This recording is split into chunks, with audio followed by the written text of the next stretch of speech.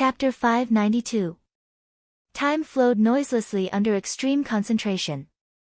He was 30 meters deep underground, and he didn't know the changes of day and night. Luo Nan just used the experimental mission as a yardstick. Oh, it was a bit shameless to call it an experiment right now. He just followed the requirements of the virtual brain system and tried to assemble usable combat equipment using components from Earth's technology.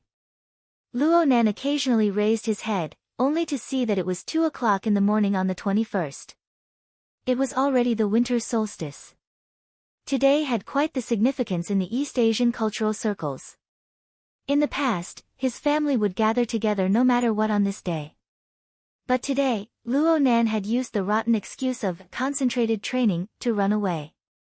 One could imagine the unbearable scene when he returned home. This thought only flashed in Luo Nan's mind for a moment before it was squeezed out of existence by the flood of information. Right now, the number of virtual and real interfaces before his eyes had already increased to 4. They included the projected work area, the virtual brain system equipment interface, the user manual. In addition, there was a self-inspection interface that had been opened midway. It was labeled Electromagnetic Vanguard No. 1. Right now, the self-inspection progress was nearing its end. The preliminary inspection results had already been arranged in succession, including the relevant analysis. It took up most of his attention. The left arm module has been completely destroyed. I need to replace it. The backup energy furnace has fallen off. I need to recognize this. It's the fault of my design. The outer armor is corroded. I need to replace part of it. The combat blade. I need to bring 2 more spares. It's too easy to break. The kinetic energy arsenal. Large caliber ammunition and javelins. I need to calculate the ratio again. The consumption is too great. I suggest replenishing nearby. Where is nearby? Luo Nan scratched his head. His fingertips bumped against his headband, which was already a bit warm. He subconsciously changed directions, repeating this process over and over again. The 2 large boxes of spare parts that Xue Lei and the others had sent over were originally sorted and stored in the warehouse by the artificial intelligence. Right now, Luo Nan used his half-baked skills and train of thought to dismantle them into a messy mess. Luckily, the military-grade artificial intelligence that cost him 50 honor points to rent was still worth the price. The virtual brain system hidden deep within the external neuron displayed superior intelligence. As time passed, the collected data was relatively complete, and the progress was finally on the right track. And right now, it was already 5 o'clock in the morning. The multifunctional robot shuttled back and forth between the laboratory and the even more spacious passageway area in front of it, categorizing and arranging his completed works one by one.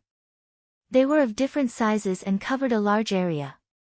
When Luo Nan walked out of the jungle of mechanical arms, he saw the equipment area that took up 40 to 50 square meters. He sucked in a breath of cold air. Isn't there too much? I can't carry it all at once. Flag bearer, calculate the weight. Flag bearer was the code name of the military-grade artificial intelligence. It was the main butler of the laboratory, responsible for the allocation of all resources and basic operations. The relevant data was also readily available. The weight of the equipment is 657.5 kilograms, and the estimated weight of the box is 724 kilograms. As expected, it's time to split them up. Xue Lei and the others had brought over a ton of spare parts and materials. They had been condensed to this degree, and this was already Luo Nan's highest level.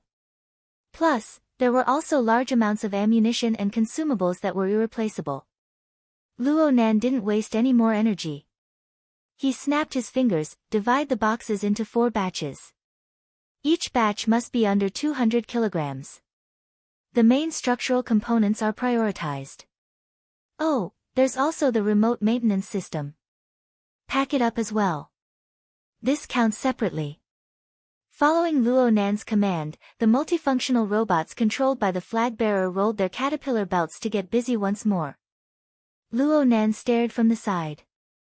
He watched as he imitated, designed, and forged the equipment modules, and replacement components were loaded into the airdrop boxes one after another.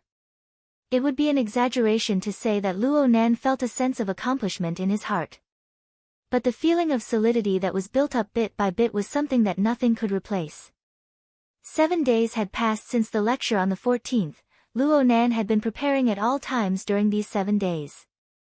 He was going to carry out an assassination operation of the highest difficulty. He had personally set up a guillotine, forged shackles, sharpened blades, and increased his preparations bit by bit. All for the final instant when his hand rose and fell. The one he wanted to behead was undoubtedly Gong Qi. He was a spiritual type extraordinary who was currently tossing and turning in the cloud world anchored by his mother. He was one of the top 100 strongest people in the world. Though Luo Nan already had the departed soul of an extraordinary under his hands, he wouldn't overestimate himself because of this. After all, Her Majesty Empress Wu wouldn't take the lead again. She would first beat the enemy to a pulp, injuring his mind. He only had one chance to kill such a powerful enemy. If he missed this chance, the situation would slip to an uncontrollable level. He might even be killed instead. Luo Nan told himself to have patience and determination. He needed to constantly increase his bargaining chips. He also needed to think of ways to weaken Gong Qi's foundation by every possible means. From his perspective, the two were organically unified. In the end, his plan was inseparable from his own ability and the accumulation of bargaining chips. His accumulation wasn't limited to sparring with Ghost Eye. The packing of precision equipment was a large field of study. The complex environment he was about to face put extremely high demands on him. Luo Nan was quite at ease with Standard Bearer, a military-grade AI, doing the calculations. So he set everything aside for the time being. He walked to the living area in the corner of the laboratory and lay down on a single bed. He closed his eyes and adjusted his breathing. Luo Nan finally knew about the matter of Bro Octopus and He Yuan, as well as the matter of Luo Nan's security team drugging him. Luo Nan didn't care about the nature of the matter. What he cared about was the result. He saw that it was the drugging that helped him extricate himself from his extreme exhaustion. It allowed the scattered light of his high-tension state to gather once more. In the end, he realized a major breakthrough. He still couldn't enjoy it to this day. So Luo Nan began to adjust his state of mind and work and rest. He strived to take out a complete period of rest every day. After the lecture on the 14th, his skyrocketed reputation and enormous profit potential had truly diluted the negative effects of the 2000th incident. It gave him some leeway to buffer. Luo Nan meditated and visualized right now. Within the visualization space that seemed to be deep space, stars converged together. It was as if a person was dancing and dancing with joy. The structure of the character, I, was muddled within the visualization diagram of the star atlas. It formed a dense cluster of galaxies that spun in the void. It was as if it was the center of the universe. Luo Nan's consciousness also merged within, embedding itself in the most core position. It seemed to wander unhurriedly around, everywhere. Luo Nan gradually entered a wonderful state of meditative forgetfulness without thought or worry. It was already 8:00 in the morning by the time he woke up. 3 hours of high-quality rest had restored his physical strength and energy to full capacity.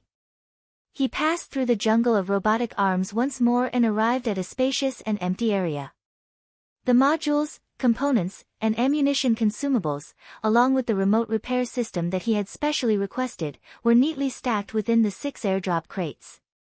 The crates were opened, awaiting Luo Nan's final inspection. Luo Nan checked the list seriously once to confirm that there were no mistakes.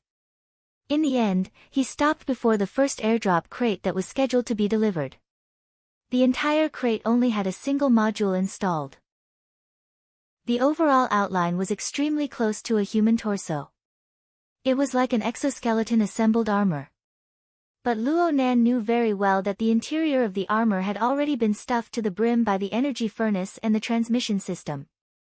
Even Jerry couldn't fit inside. Luo Nan extended his hand to caress the torso module. At the same time, a virtual window labeled Electromagnetic Vanguard 1 was projected onto his retina, conducting a final inspection. Of course, this module wasn't meant for human use. It wasn't a wearable device. It was a design that was completely different from the idea of exoskeleton armor. And the control terminal of this design came from the headband that Luo Nan wore. It was the God-binding headband that was displayed in the virtual brain system. Oh, I hope this toy can endure more tossing and turning. Even if it was only temporary, it couldn't be changed every day. In the end, his level as a designer wasn't high enough. Luo Nan sighed. He patted the outer armor of the module and stood up. The multifunctional robot that was already waiting to the side came forward to carry out the final sealing of the crate. After everything was done, Luo Nan picked up one of the crates and gave it a feel. He nodded, there shouldn't be any problems. The 200-kilogram airdrop crate was only one size smaller than the crate that Shui Lei and the others had brought over yesterday. The average person really wouldn't be able to lift it. For Luo Nan, who was already awakened, this bit of weight was nothing. But what he had to do next was far more difficult than lifting the crate by 100 times. Luo Nan took a deep breath and just sat cross-legged in front of the 6 airdrop crates. He extended his hand to support the first crate that was about to be delivered. His eyes were half closed, and the position of his mind rose in an instant. He suddenly passed through 30 meters of ground and crossed 1,000 meters in the air. A thought floated in the air above Xia City. It was the highest level of traffic. He looked down from high above and overlooked the enormous city within the thin morning mist. He could see tens of thousands of high-rise buildings distributed within a 200-kilometer radius. They formed the main structure of Xia City. 200 million residents lived within this steel jungle. They were like insects crawling within the branches and leaves of the vines. Together, they formed the entire ecology of Xia City. Expanding outwards, there was the boundless ocean to the east. The 4 satellite cities of Xia City were distributed in a ring in the north, south, and south directions. There was also a military defense line further out. The outermost area was close to 300 kilometers away from the center of Xia City. This was also the limit of the entire Xia City metropolitan area. If one looked further out, the open sea was not counted. The inland area was a vast plain and fertile land. Before the era of distortion, there used to be a bustling city with a dense population. Presently, it was already a desolate land where mutants wreaked havoc. There was such a clear boundary between prosperity and desolation. But on a more macroscopic level, it was only a part of this planet's ecosystem. To put it more broadly, it was nothing more than a speck of dust within this space and time. Chapter 593. There were at least 5 or 6 different space-time structures distributed within the range of Luo Nan's mental senses. This included the Earth that bore and gave birth to Luo Nan. It even included the most grand universe that stretched out endlessly. It also included the mysterious cloud world. If one were to lower the standard even further, Xia City and its surrounding extraordinaries had their own unique laws and laws. Though they were not stable, Xia City and its surrounding extraordinaries had their own unique laws and laws. Of course, this also included Luo Nan, who was the origin of the large coordinate system that continued to spread out. There were also 2 other relatively unique existences. One was the psychic wave network that covered Xia City and its surroundings. Some of its tentacles extended to the entire world. This network had been operated by President Ouyang for many years. Even though it was mostly used as a communication network, when it formally interfered with the material plane, its laws were strict and strict. It was a body of its own, not inferior to any extraordinary domain. The other was the unique building where Luo Nan's fleshly body resided. It was gear. From Luo Nan's perspective, there was a domain quietly taking form with gear as its axis. It used a single gear to drive a myriad of orders. From near to far, from real to virtual, it combed and operated the chaotic and disorderly energy and information between heaven and earth. It coupled and organized, gathering astonishing energy in silence. It projected a long chain that anchored the distant spacetime, erecting a bridge that linked the two worlds. Such spacetime laws were in no way inferior to those of the extraordinary domain. They even surpassed them in terms of level and scope. This was his mother's work.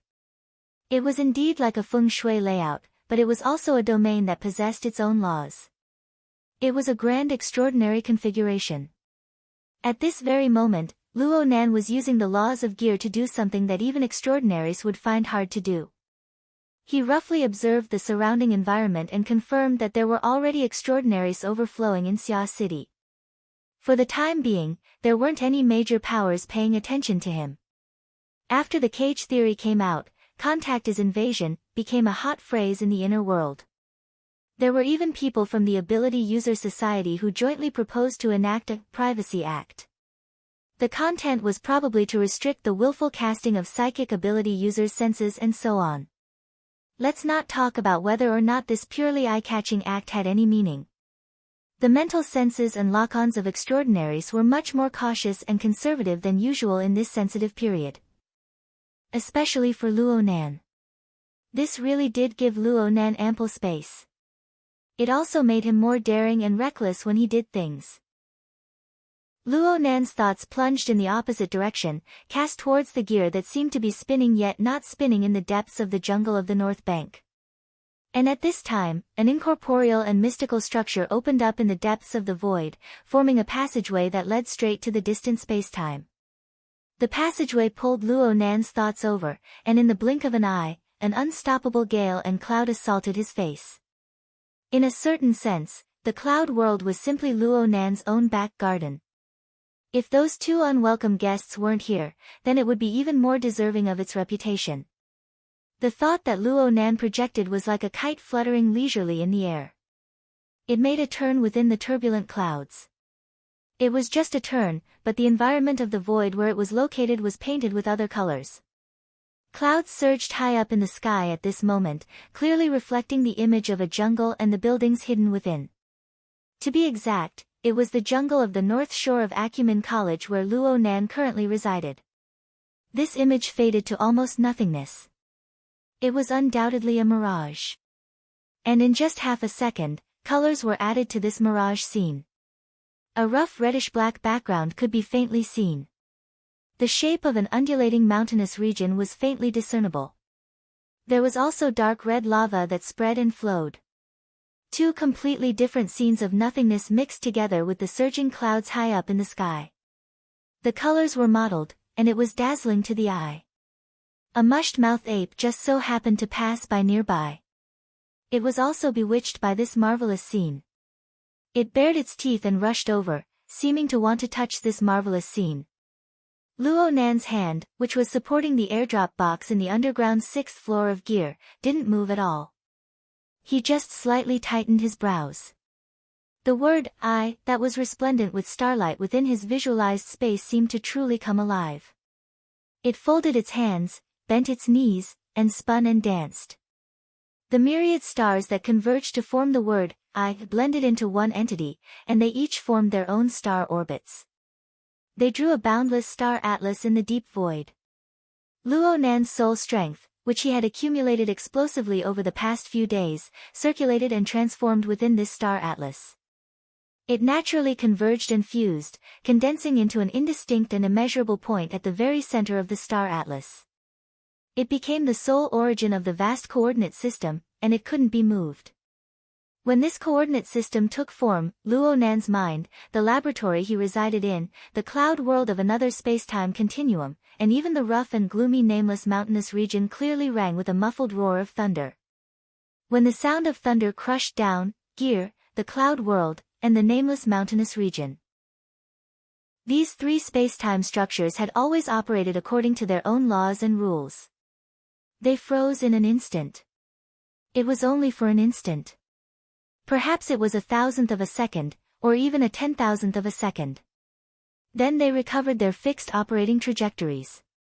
But in that instant of freezing, the airdrop box that Luo Nan's hand pressed down on became the only moving object. This so-called movement was not the ordinary form of sliding, dropping, or flying.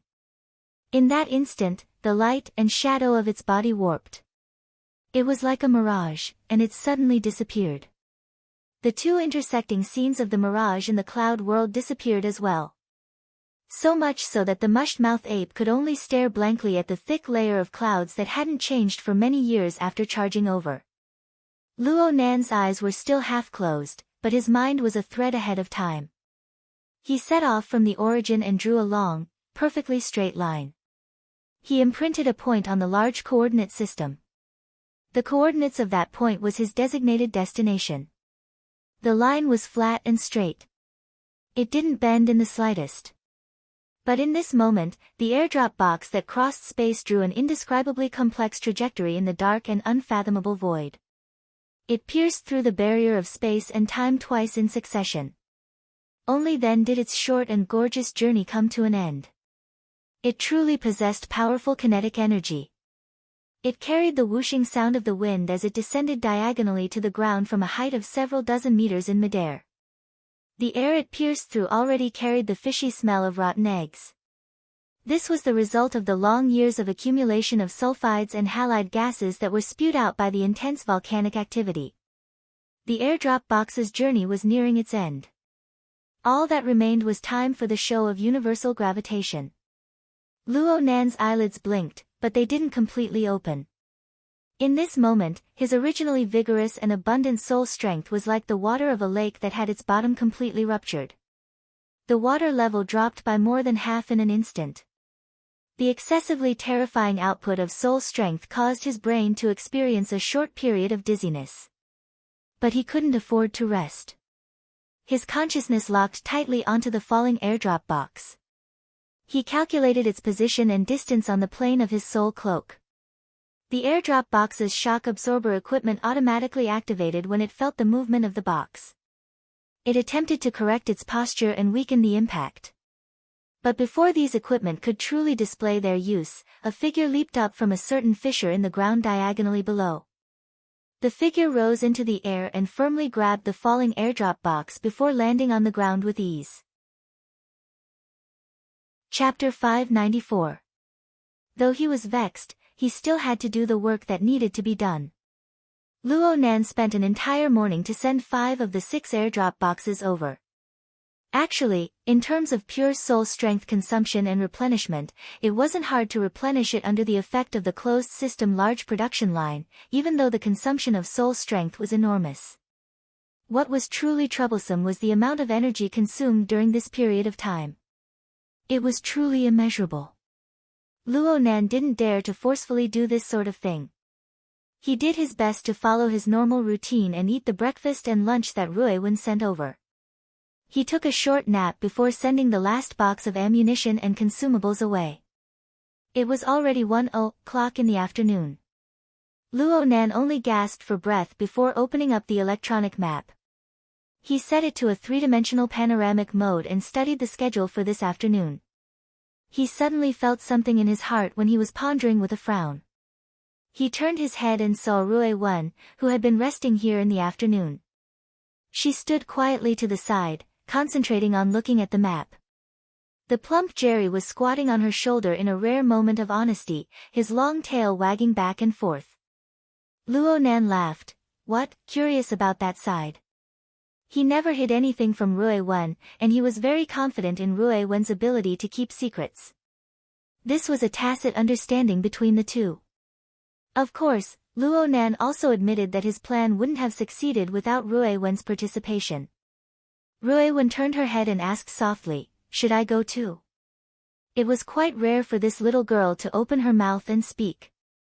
Though Luo Nan's mind was full of thoughts, his mood relaxed quite a bit. He laughed even more happily. "You can go if you want, but today is Friday. It's still school time, you didn't go." How could a child speak such big truths? Luo Nan was a bit embarrassed. Though he wasn't a good student in the past, he was still a well-behaved child. He went to school on time, did experiments, and stayed up late at night. But now he had waded into the muddy waters of the inner world. He was faced with life and death struggles, blades and swords, and the pressure of time and tide waiting for no man. The school curriculum could only be chuckled in comparison.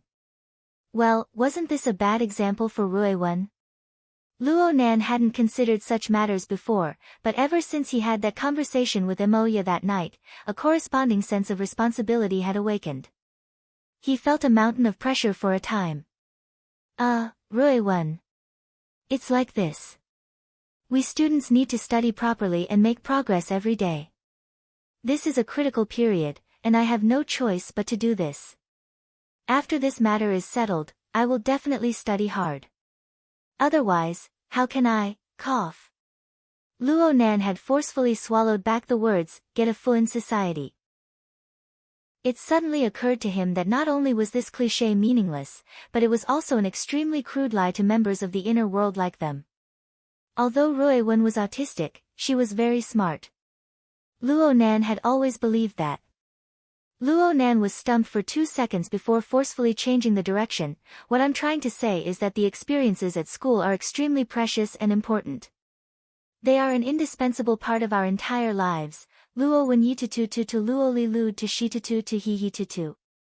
It was also at this moment that the way of thinking that he had developed over the years automatically helped him shift onto the right track. My grandfather, and of course your grandfather, the one we visited at the sanatorium last weekend. In his formatting theory, there is a section on student related to the social format. You can imagine how important it is. For now, you just need to remember. Only by fully observing and delving into the present environment, from home to school to society, can you have your own experiences. Only then will you be able to form a complete personality. This is what distinguishes us from other people. This is the basis for normal communication. This is the foundation for establishing oneself. Wasn't what he said a bit deep? Ruiwen asked him right as Luo Nan was pondering, is my personality incomplete? Huh? Ruiwen gazed at him, my memory is very short. My experiences are very few. I'm different from other people. In that case, my personality would be incomplete. How can you say that? Luo Nan retorted in a loud voice in the first instant. But then he was stuck once more. Ruiwen's deduced conclusion wasn't wrong. This was already the confirmed conclusion of the branch's laboratory. But he couldn't admit it no matter what. Luo Nan hadn't sweated as much as he did right now, even though he had toiled for an entire morning to transport a 1-ton item 2,000 kilometers away. At this moment, he just wanted to kidnap a child psychologist to use as a reference. Ruiwen was still gazing at him. Luo Nan had always felt that those gloomy eyes shouldn't belong to a child. They were so deep and unfathomable. But now that he thought about it again, it might be more accurate to describe them as emptiness. Ruiwen still couldn't find her own position. Did she still think of herself as a crow? Luo Nan's heart felt even more stuffy. He wanted to give himself a slap. This mouth. No, this IQ. Actually, the one with an incomplete personality should be him, right? Huh? Suddenly, a light flashed in Luo Nan's mind. He didn't think too deeply and just blurted out, that. It's very normal to have an incomplete personality. I'm not perfect right now either. This is because we're still children. We haven't reached adulthood yet. But our personalities are always developing. In terms of knowledge, in terms of learning, in terms of interpersonal relationships, the more we observe, the more we interact, the more we deal with. Only then will we be endlessly perfected. Luo Nan didn't know whether or not this was considered consolation, but he decided to keep Ruiwen company. He wanted to let her know that she wasn't a lonely and alienated person in this world. It's not a problem if my memory is missing. I remember everything I did before I was 10 years old. After that, it was all experiments. Experiments. Experiments. Just thinking about it makes me regret it. Luo Nan was basically speaking without thinking. He was worried that he wouldn't be able to stop himself. He rushed to make a conclusion, so, we need to make up for our lessons right now. Not only do we need to make up for our lessons in knowledge, we also need to make up for our lessons in interpersonal relationships. It hasn't been long since you joined the class. You need to pay attention to building a good relationship with your classmates. Okay, it's fine to be an invisible person. But you need to pay attention to your observations. Skipping classes is also a type of experience, but it's still too radical. Ruewen blinked her eyes. This small movement removed a bit of the oppressive feeling from her gaze. It gave her a bit of a cute flavor. Ruewen had already begun to grow her hair out under the strong request of Mrs. Luo Shuqing and teacher Emoya. She had accumulated 2 months of sleep and had been styled by a famous designer. She had a cool androgynous style, but she had also softened the contours of her facial features. According to Emoya, a professional, it had the effect of killing both men and women. Luo Nan was a bit convinced now, but he didn't dare to relax. He continued to do his best to convince her, "You'll be teaching in small classes at the middle school level. You'll be able to see who you're missing with a single glance. When the time comes, teacher will give aunt and uncle a call, and the two of us will have to eat the cake together. Come, act as a perfect cover for your brother. This way our relationship will be even firmer, and our family relations will be handled perfectly." In the end, Luo Nan still revealed his true intentions. He pushed Ruewen outside. "You'll first catch up to my progress in supplementary classes. Then we'll work hard together and supervise each other. We'll perfect each other's personalities. This is what a good brother and sister should be like." A good family. Luo Nan already didn't know what nonsense he was babbling about. Luckily, Ruewen was very obedient. She basically wouldn't refuse Luo Nan's arrangements. She was pushed into the elevator by Luo Nan just like that. "Oh right. You don't need to deliver food tonight. I'm busy." Luo Nan finally let out a long breath as he watched Ruewen ride the elevator up. He turned his head to look at the empty laboratory area. He still had a lingering fear. He made a firm resolution. He would definitely ask He Yueyin to help him find a senior psychologist to seriously solve the problem Ruewen was currently facing. He did what he said. He deliberated over his words for a bit and left a message for He Yueyin on the psychic wave network.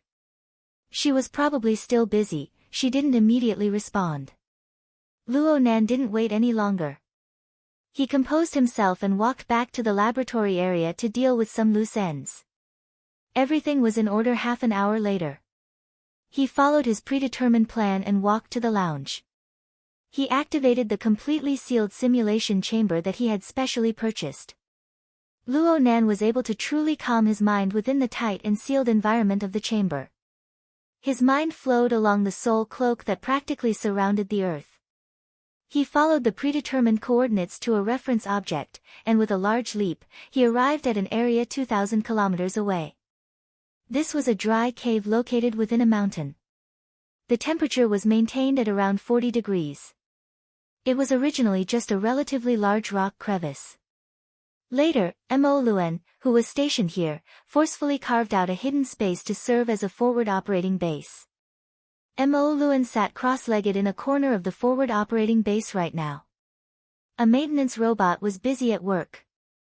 The various module parts that had been sent over had already been assembled and replaced on the simple and crude workbench. The maintenance work had already been completed. Right now, only a few minor details were being handled. The electromagnetic Vanguard 1 was undoubtedly on the workbench. Its overall appearance was similar to that of the exoskeleton-clad military police. If a professional familiar with military equipment were to look at it, it would be very easy to discover that this was actually a standard NCO-X-2 humanoid robot platform. This type of robot was actually quite rare in the military. Its practicality wasn't high, but it suited Luo Nan's needs very well. He borrowed the existing platform to carry out modifications and processing. After a few days of running in, the external appearance was more or less the same, but the most fundamental operating mechanism was already completely different. Luo Nan adjusted himself to the most comfortable position in the simulation chamber. Let's begin now. Let's strive for 2.5 days to build the foundation. Luo Nan's consciousness was transferred to the divine binding hoop through the virtual brain system. He issued a clear command. Core mode implantation. At the same time as Luo Nan issued the command, the wraith sign shuttling through the clouds froze in another part of space and time. It was as if the wraith sign had become a world of its own. The flowing bloody light and lava above the towering structure of the Blood Soul Temple flowed even faster. There was only a single seed imprint within the 4th floor of the temple hall. It transformed into light under the pressure of this internalized force, piercing through the void once more. 1,000th of a second later, the seed imprint accurately pierced into the forward operating base inside the mountain. It hovered for a bit inside the room. Then, under Luo Nan's command, it was thrown into the anthropomorphic head armor of the electromagnetic Vanguard 1.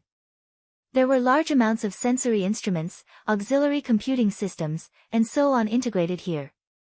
And within this space where every inch of land was worth its weight in gold, there was a square piece of metal lying horizontally. It was the size of an infant's fist, and it tumbled back and forth under the effect of magnetic force. It was completely different from the other components of the instrument. The seed imprint was directly inserted into it. Chapter 595. Core Mode Implantation, Initiating System Self-Check.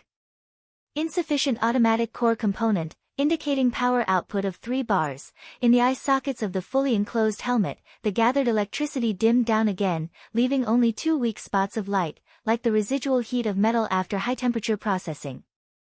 Luo Nan obtained the latest test results from the virtual brain interface and the window of the divine binding hoop. To be honest, it wasn't very ideal. 3 boxes. As expected, I lost some of what I collected yesterday. Luo Nan was unable to understand the power units of the virtual brain system and the soul binding hoop. He found it troublesome to translate, so he simply displayed it in graphical mode. The graphical interface showed that 10 grids were full, and the current indicating power had reached 3 grids. There was still a gap of nearly half to the basic line of 5 grids to activate the battle machinery. Luo Nan wasn't surprised by this result. Didn't he come all this way for the sake of solving the problem? He continued to issue commands, and the virtual brain system smoothly connected to the spirit binding hoop and gave feedback. Manual activation of remote control mode. Initiating mental link. Synchronization rate 73%, 82%, 97%. Synchronization complete. Current delay, 0.2 milliseconds. In this moment, Luo Nan's thick soul strength joined with the seed imprint that had just been transplanted into the electromagnetic Vanguard's head armor. A circle of electricity circulated and diffused, transforming into a brand new interference mode. The metal block that carried the seed imprint also became very stable. It no longer rolled randomly and formed a certain rotation pattern. In the hollow eye sockets of electromagnetic Vanguard 1, electric sparks flickered once more. Very soon, its control system was fully activated. The energy, transmission, perception, and other modules were connected one by one, allowing this combat machine to continuously turn its head, swing its arms, and bend and extend its arms. Then, like a normal person, it lightly jumped off the workbench.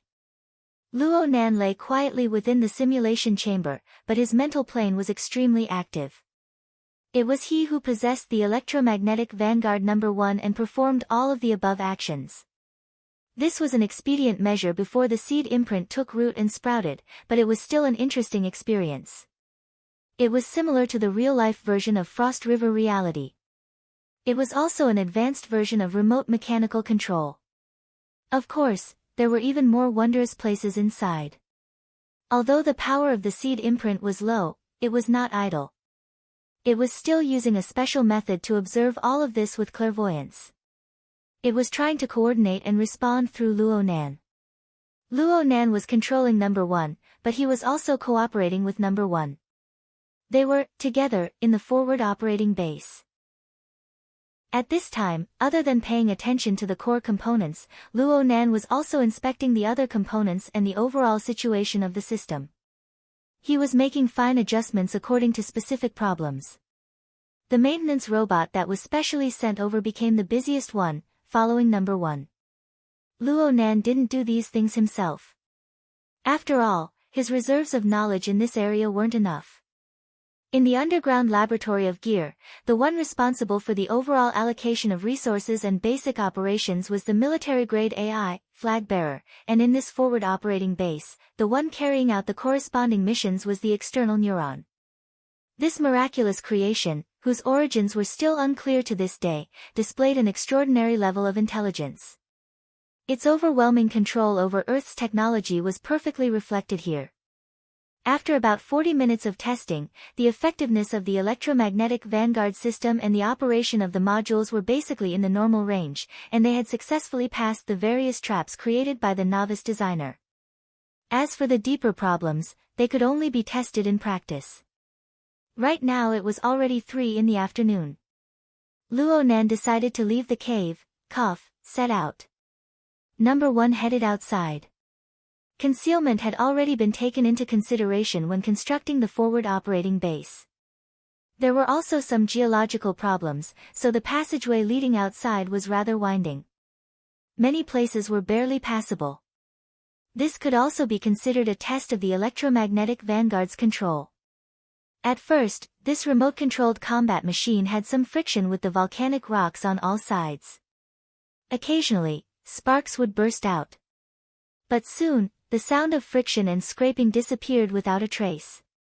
This wasn't just because Luo Nan was used to controlling combat machines. This included the core seed imprint's grasp of the external environment. It quickly became sharp and reasonable. 2 minutes later, the electromagnetic vanguard number 1 passed through a stream of semi-solidified lava. Sunlight could already be seen shining down ahead. This place was a time zone away from Xia City. It was roughly around 2 in the afternoon. Even though the weather wasn't good, there was still dusky sunlight shining down. There was the exit. Number 1 slid down again. The dust from the magnetic levitation's recoil was still swirling. The foul air within the narrow and cramped passageway began to stir restlessly. An unforeseen event had occurred. A four-legged, short-tailed, scaled monster leaped out from the stream of semi-solidified lava that number 1 had just passed through. It displayed outstanding explosive power. The faint sound of tumbling lava could be heard. Its sharp blade-like tongue had already pierced through the connection between number 1's armor and helmet. But at this moment, crackling electric flames leaped up from number 1's all-metal body. The air hummed and vibrated, so much so that the surrounding bumpy rock strata trembled and cracked. A short hissing sound came from the scaled monster's throat. This fellow didn't even have time to spit out corrosive venom from its tongue before number 1's magnetic field suddenly expanded outwards. It lost its target and direction in a muddle-headed manner, flinging itself over number 1's shoulder. Number 1's limbs didn't move. The direction of the electric field's intensity instantly changed. It formed a powerful blade-like arc of electricity that directly bombarded the scaled monster's body. Under the high pressure, the scaled monster was instantly turned into charcoal. Number 1's gliding speed didn't even change after this counterattack. It continued to move toward the area illuminated by the dusky sunlight. As it passed by the scaled monster's corpse, the severely deformed charred corpse burst into flames with a bang. The flames were slightly red and a bit dark. The color of the light was like a layer of tainted blood. But the flames were truly vicious. The scaled monster, which was the length of an adult's arm, was burned to ashes in a short half a second. Only the flames that exploded at the last moment seemed to be affected by the electromagnetic field. The flames chased after number 1's figure, circling around it like a spirit snake. Only then did they extinguish. When the flames were extinguished, the orderly rotating metal cube in number 1's head cavity glowed a bit red. Then it returned to its original state. Luo Nan shot a glance at the window of the god-binding hoop. He saw that the foregrid power meter had no reaction at all. He couldn't help but shake his head. The conversion rate was simply inhumanly low. Not to mention the problem of energy dissipation and loss before a qualitative change was formed. Luo Nan's resolve to complete his plan grew firmer. Number 1 faced the direction of the sunlight at this time. It charged upward, arriving above the mountain where the forward operating base was located. Luo Nan's vision and the senses of the combat machinery's instruments were effectively combined. They were separated into layers, spreading out layer by layer. In this place, there was no feeling of looking down on all the mountains. This volcanic area was overflowing with the smell of sulfur. Not a blade of grass grew in this place. In fact, it was formed from several hundred large and small hills. Every hill could be considered a volcanic crater. Their average height was no more than 200 to 300 meters. Right now, most of them were still emitting flames and smoke. It was as if they could erupt at any time. Oh, it's erupting. Over a dozen kilometers away, a mountaintop suddenly spewed out large amounts of steam. It surged up nearly 100 meters. The surface of the ground seemed to have turned into a viscous mud. It surged and undulated endlessly. There were also enormous bulges that protruded and cracked. Sparks flew chaotically. The cycle repeated itself, and the inner layer faintly emitted the dark red glow of lava. This was a scene that could never be seen in Xia City. The volcanic area where electromagnetic Vanguard No. 1 was located nearly 2,000 kilometers southwest of Xia City. It was already close to the western side of the Indochina Peninsula. It was an area where the Eurasian Plate and the Indian Ocean Plate collided. Intense volcanic activity had occurred in the geologic era. And after the start of the Third World War and the arrival of the Age of Distortion, this area was razed to the ground in the most chaotic era. The flames of war and the wanton use of weapons of mass destruction turned this area into scorched earth. And in the process of reconstruction after the war, this area was naturally excluded from the scope of large metropolitan areas due to its poor geographical location. The closest large metropolis to this area was Spring City. It contrasted well with Xia City, and the two were indeed sister cities. Spring City was nearly 500 kilometers away from this area. It couldn't be said to be far, but it was definitely not an area of effective control. In fact, whether it was in the secular society or the inner world, this volcanic area could be considered a taboo. This was because 3 years ago, this place was still a battlefield where extraordinaries bombarded each other. Back then, this volcanic area was the center. Within a range of 2,000 square kilometers, the heavens collapsed and the earth split. It was completely changed beyond recognition. The force of the impact even pierced through the Earth's crust, detonating the group of volcanoes underground. It turned the already devastated volcanic area into its current state. Luo Nan knew of one of the extraordinaries who participated in this battle. It was Her Majesty Empress Wu's RT-8313 mission post on headquarters website. It was Mr. Jin Buhuan, the one who hinted that he wanted to act like a rogue against the Empress Wu. Not long after this message was posted, this successful extraordinary businessman engaged in a spectacular battle here. Then he disappeared from everyone's line of sight. Jin Buhuan's disappearance caused a sensation back in the day. It was in no way inferior to the disappearance, death, of Jin Tong in the outer seas of Xia City. It was just that on the night of the 14th, Luo Nan had used the divine binding hoop to indirectly confirm Jin Tong's death. And Jin Buhuan's life and death had always been a mystery. A year or two after the battle, this place was still a hot area for ability users to explore and excavate. But now it was much more deserted. At the very least, Luo Nan didn't see a single existence other than the various mutant life forms that were always active on the ground and within the lava. This included ability users, normal people, and even the rumored vagabonds of the wilderness. Oh. Chapter 596.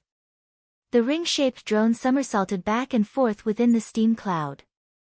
No matter how miserable it was, it persisted and remained the same. It displayed its extreme stubbornness. After going back and forth a few times, Luo Nan had a general understanding. This should be some kind of field sampling work. From the direction of the electromagnetic waves, the operator was several hundred kilometers away. Perhaps they were still in Spring City. This was a relatively safe method of scientific research. Luo Nan didn't really care. Of course, he didn't want others to pay attention to his actions and cause unnecessary interference. So he controlled the combat robot to go down from the side of the hill, avoiding any possible surveillance cameras or radar. Those things were still a bit of a hindrance, but the place Luo Nan wanted to go was still quite far. A small detour was nothing. Luo Nan made a detour from the side of the hill. The drone in the sky completed another roll and shuttle within the steam cloud. This time, it swayed and shot out a net-like object. It seemed to encircle some matter that was ejected from the crater of the volcano. Then it turned around and left. The sampling was successful. Luo Nan's mental senses focused a bit. He saw that there were 2 or 3 1-centimeter-long fiery red ants encircled within the specially made fine net. These fellows could be considered large among their species. They were struggling fiercely, but they didn't have many methods to deal with the specially made bug net. The ring-shaped drone accelerated in a straight line, quickly distancing itself from the steam cloud. Clearly, its target here was undoubtedly these ants. The source of interference was gone. 2,000 kilometers away, Luo Nan frowned from within the simulation pod. What a coincidence. The other party was also interested in the Vulcan ants. Oh, this wasn't strange at all. After all, the Vulcan ants were the star mutant species of this volcanic area. They represented a typical mutant species ecology. They had been very popular in recent years. Many research dogs were counting on them to publish papers and graduate. Just take a sample and go back for analysis. It's best if we don't meet again. It was impossible for Luo Nan to make the volcanic area his private hunting ground. With the current level of technological advancement, there would be satellite imaging even if there were no drones. Playing with a single drone was just a dream. He could only eliminate the interference as much as possible. Luo Nan suddenly discovered that the speed of the drone, which was already far away in the horizon, had suddenly slowed down while he was pondering. It swayed back and forth. In the end, it was unable to advance any further. It slowly descended. It seemed that there was a malfunction. Luo Nan's mental senses kept track of it from beginning to end. He saw the struggling appearance of the machine, and he could imagine the unwillingness of the remote controller several hundred kilometers away. It has nothing to do with me. Luo Nan decided to temporarily lower his moral level and ignore the situation over there. He wanted to complete his own plan earlier and calm his mind earlier. The target area of Luo Nan's plan was located 140 kilometers away. The target was over there. The forward operating base was over here. The distance between the two was quite far. It wasn't that Luo Nan was looking for trouble for himself. It was just that the most famous manic zone of the volcanic area was not far away from the forward operating base. Not far from a rather inconspicuous dividing line towards the southwest, in this desolate area that was covered in volcanic ash and lava, piles of bones of different colors appeared. There were even corpses that had not been completely devoured and completely corroded. Not to mention the corpses of the animals, just by looking at the bones alone, one would be able to see the bones. They were also very strange. Gray, black, white, red, green, and many other colors were mixed together. It was practically impossible to find 2 piles of bones that were more or less the same. Luo Nan crossed the dividing line and went 2 to 3 kilometers in. Finally, a living creature appeared before his eyes. It was a skinny and bony canine creature. Calling it a canine was only a rough estimation based on its outer appearance. The half-rotten fur on its body, as well as its abnormally swollen head and some of its limbs and joints, had already caused this fellow to be severely deformed. It was very hard to distinguish it in detail. Anyone who saw this sort of situation would think that this fellow could fall to the ground at any moment. But when the electromagnetic Vanguard 1 entered the territory of this canine creature, a strangely sharp howl came from its throat. Its 4 limbs exerted force at the same time, and it charged towards the Vanguard 1 like an artillery shell. The half-rotten wounds on the canine creature's body spurted out turbid liquid at practically the same time due to the excessive force exertion. There were even some impurities mixed within. The liquid exploded and dispersed in the instant it left its body. It was as if it brought forth a dark gray and green cloud. Plague Hound. Luo Nan silently recited the name he had given to this canine creature. As for the more authoritative scientific name, sorry, there was no need for that. The electromagnetic Vanguard 1's left arm bent and rose up. The built-in Gauss rifle module sprayed a standard bullet out of the muzzle at high speed under the effect of a powerful electric field. The Plague Hound was still 10 meters away from the Vanguard 1 when the bullet pierced its skull. The enormous kinetic impact caused its entire head and the thick front half of its body to be smashed into smithereens. The exploded limbs and flesh were still in midair when they were scorched by the leaping electric fire. They transformed into strands of green smoke that dissipated into the air. This was certainly not the result that could be achieved with a purely kinetic firearm. The other half of the corpse could be seen to be like the scaly monster in the rock crevice. It was rapidly burned to nothing within the blood-colored flames. Crisp crackling sounds rang from within the flesh and blood of the corpse as it burned. Several dozen 1-centimeter-long fiery red ants attempted to charge out from the flames, but in the end, they were turned to ashes one after another. These ants were exactly the same as the samples captured by the crashed unmanned drone. They were the star mutants of this volcanic area. Vulcan ants. The parasitic state is becoming more and more unstable. According to the research data, this nest of Vulcan ants has reached the time for a new generation. At this time, the ant colony's control is at its weakest, but the queen's combat strength is at its strongest. Excellent. The stronger the better. The current scouting network Luo Nan was using was his mental senses and the AI Vanguard 1's intelligent sensing module, which was constructed together. The layers were rich, and they complemented each other. He soon confirmed that the manic mutants under the parasitic control of the Vulcan ants had received abnormal stimulation from this direction. They had temporarily stopped hunting and killing each other. With a shake of their bodies, they had transformed into loyal and devoted guardians. They swarmed in his direction. This was the result Luo Nan hoped to achieve. Therefore, the electromagnetic Vanguard 1 did not dodge or evade under his control. It continued to advance toward the target area 100 kilometers away according to the previously set route. However, it had only taken a few steps when the Gauss rifle module, which had just achieved success, lifted up once more. The bullet hummed and rumbled as it fired. It struck a perfectly straight diagonal line within the dusky smoke and dust. It accurately struck a large eagle with its wings spread and circling 2 kilometers away. It was nearly 700 meters in the air. The outcome was more or less the same as that of the plague dog. The large eagle was instantly blasted into smithereens. However, what shot out wasn't flesh and blood, but precise mechanical parts. The lightning in Vanguard 1's eye sockets extinguished twice, and Luo Nan retracted his words. Chapter 597. This unforeseen event did not affect Luo Nan's determination to carry out his plan. He checked his energy reserves one last time and confirmed that he could complete a one-way charge under the intense killing. Then he controlled the combat machine to take large strides and attack in a straight line. At the same time, black smoke that was near nothingness flowed through the gaps between the rock and soil. It was Mo Luan moving stealthily underground. With Luo Nan drawing its attention, it effectively avoided the eyes and ears of the vast majority of the defenders. It rapidly approached the target area.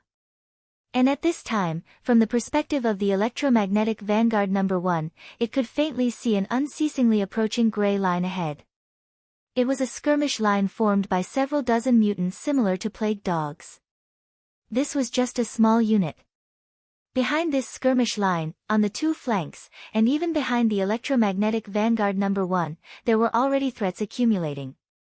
The mutants under the control of the Vulcan ants are manifesting more and more clearly in terms of organization and sociality. The conclusion of a certain summary flashed through Luo Nan's mind. It echoed with this phenomenon, but it did not leave a trace in Luo Nan's mind. He still controlled the Gauss rifle module to a single-shot state. He did not seek to block the mutants' assault momentum. He just followed the most precise and efficient method to kill them one by one. This feeling was quite familiar. It was like playing a more realistic Frost River reality game. But what was different from the game was that every time he made a move, the metal block within his head armor would always transmit sets of electrical signals. These were the transliterations of the seed imprint's various judgment reactions. These signals gave the combat machine's computing system a set of judgment options, and they were directly used on Luo Nan's mental plane. They gave him a highly optimized reference plan. As an extraordinary, or more accurately speaking, as the wilderness hunter, Jean Tong, how would he react when faced with this kind of ever-changing situation? The hissing sound of wind brushed in from the flank. A long ochre-red snake, nearly the same color as the surrounding volcanic rocks, leaped up from the ground with its upper body. It clearly wanted to coil around the left arm module that spat out death bullets. But what welcomed it was a blade light that came from an even trickier angle. The long ochre-red snake was cut in half by a single blade strike. The crackling electricity extinguished the life force of the parasitic Vulcan ant within its body at the same time. It was straightforward and efficient.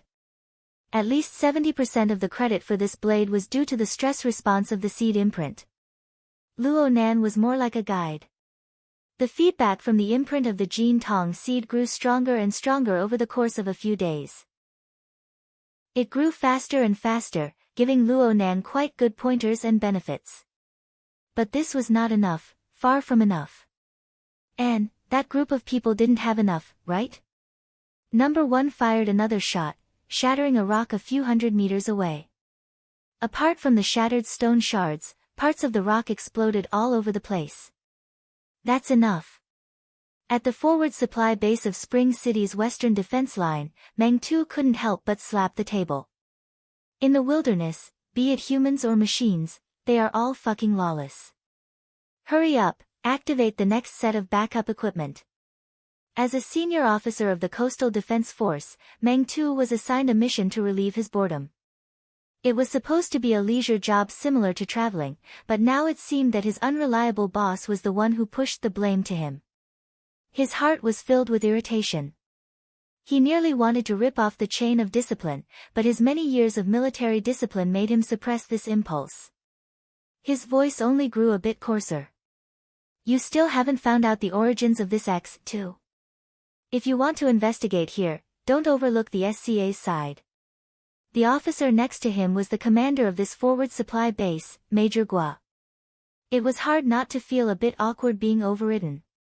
But the disparity in military rank, the difference between the city defense force and the field army, and especially the distance between burners and normal people, made it impossible for him to say anything. He could only try to raise his presence. This X2 has clearly undergone major modifications.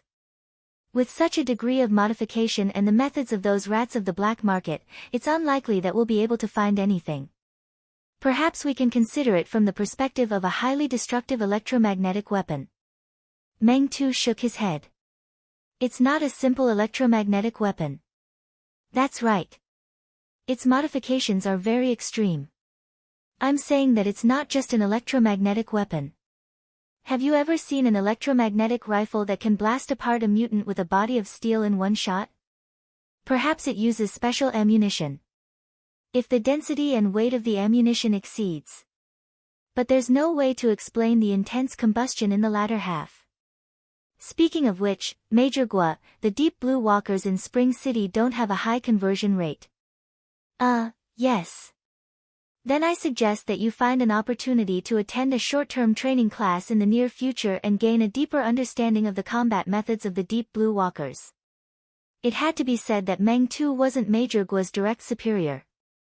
This statement sounded extremely harsh, but Major Gua had a good temper. At the very least, he didn't show any anger on the surface. He even humbly asked for guidance. What Senior Colonel Meng means is that this modification is somewhat similar to the Deep Blue Walkers. It's not a modification. It's a technique. This kind of enchantment technique can pour the special power of the format of fire into the ammunition of firearms. I really like using this move, but it's very difficult to accomplish alone. In order to achieve this, one must have extremely high attainments in the field of formatting. Among the people I know, Major General Tian Bang is one of them. There's also that person from the He family. Meng Tu shook his head. You've digressed. What I mean is that this isn't just a matter of military equipment modification. It involves extraordinary power. It's not the format of fire, but an extraordinary power of electromagnetism. But this is clearly a robot. A robot. In the current world, all kinds of demons and ghosts have appeared. At this point, he turned his head to ask the intelligence officer beside him. I asked you to look for a match with the SCA. Have there been any results? The intelligence officer handed over a flexible screen. On it was a list that had just been pulled out. Meng Tu received it, swept his eyes over it, and spat. Is the SCA waiting for the new year? Even that damn Jean Tong can be listed first. Meng Tu looked at the list and couldn't find anything. But because of Jean Tong, he thought of that even more troublesome fellow. His heart grew increasingly irritated, and he slammed the table once more. It was at this time that the adjutant came over to inform him. There's a long-distance meeting at command in 5 minutes. It requires you, Professor Wu, and Professor Ding to participate. The meeting place is in the base's 4th conference room. Meeting all day long. Meng Tu threw the flexible screen on the table and stormed out. Inside the room, Major Guo shrugged his shoulders. He was about to relax his posture when he saw Meng Tu turn around and return. Once the backup surveillance is activated, immediately synchronize the relevant footage to my place. Major Guo reflexively stood at attention. Understood. Only then did Meng Tu leave. It took him a minute to reach the 4th conference room. He had just sat down, and before he even had a drink of water to calm himself down, 2 gray-haired old men came over together. He stood up and greeted them. Professor Wu, Professor Ding. Professor Wu Zunliang, who was in his 90s, still had a ruddy complexion. Even after nearly a month in the wilderness, his voice hadn't lowered at all. When he saw Meng Tu, he asked directly. The project team's sampling equipment went out of control, and there was a combat robot at the scene of the incident. Did you send it there? Can you guarantee that the sampling results will be back by today? Helpless, Meng Tu could only explain, we're still verifying the situation at the scene. Also, we haven't determined the origin of that combat robot. As he spoke, a signal came from Major Guo's side, synchronizing the footage collected by the 3rd surveillance equipment. Meng Tu thought for a moment, then simply set it to projection mode and reported the situation to the 2 old professors. Before he could say more than 2 words, Wu Zunliang saw the NCOX-2 robot charging forward in a straight line on the projection. He couldn't help but slap the table. Holy sh*T. This is amazing, what a beautiful kill. Beside him, Professor Ding Zhiying, who was much more elegant and quiet, frowned. This will cause new variables to the aberrant ecology near the volcanic area, and the data that is currently being collected will be a mess again. Wu Zunliang scoffed at this statement. Aberrants are a mess to begin with. You're daydreaming if you want to do static research. Speaking of which, old Ding, your mindset should change. In the past, you worked on the ecosphere for research and protection, but now, do you still want to live together with these things? Screw you, you're the one living together. Hee, don't be fooled by our old Pan's wrinkled face. He's still cuter than these things. I've recorded this. Shall we play it for Sister Pan to hear later? Meng Tu could only sigh in his heart as the 2 leading ecobiologists bickered here. Fortunately, the remote conference soon began. Basically, it was still according to the established routine. They first reported the progress of all parties, then asked questions and found solutions. Meng Tu didn't turn off the projection. He was prepared to report the latest situation to the command center later. However, the main characters now were still the 2 old professors. There were meetings every day, but the problems wouldn't be refreshed every day. Professor Wu Zunliang turned around and interrogated the contact person. Right now, we've set up a grassroots team here in Spring City. Don't laugh, old Ding and I are both top-notch, and the students under us aren't idiots either. But right now, we don't even have the basic experimental conditions. Don't talk about the aberrant rebellion. I know that the wilderness laboratory here suffered heavy losses last year, but we can't just hole up in the supply base and do research, right? Do we make a round trip of nearly 1,000 kilometers every day just for the sake of parkour in the wilderness? The contact person coughed. Professor Wu, I was just about to report to you about the laboratory. We've already found a pretty good location with ready-made experimental sites and equipment. Before that, please allow me to introduce everyone to the project team's partner, Mr. Luo. At this moment, Professor Wu Zunliang noticed that there was an unfamiliar fellow who had been online the entire time but hadn't spoken. This person's face was rather thin, and the lines of muscle on his cheeks were rather heavy. He appeared rather stern and grave. Unlike the contact person who was used to speaking in a bureaucratic manner, this Mr. Luo wasn't one to beat around the bush. He went straight to the point. My company has a wilderness laboratory under its name. It was urgently closed during last year's riot and was isolated from the outside world. The damage it suffered wasn't that great.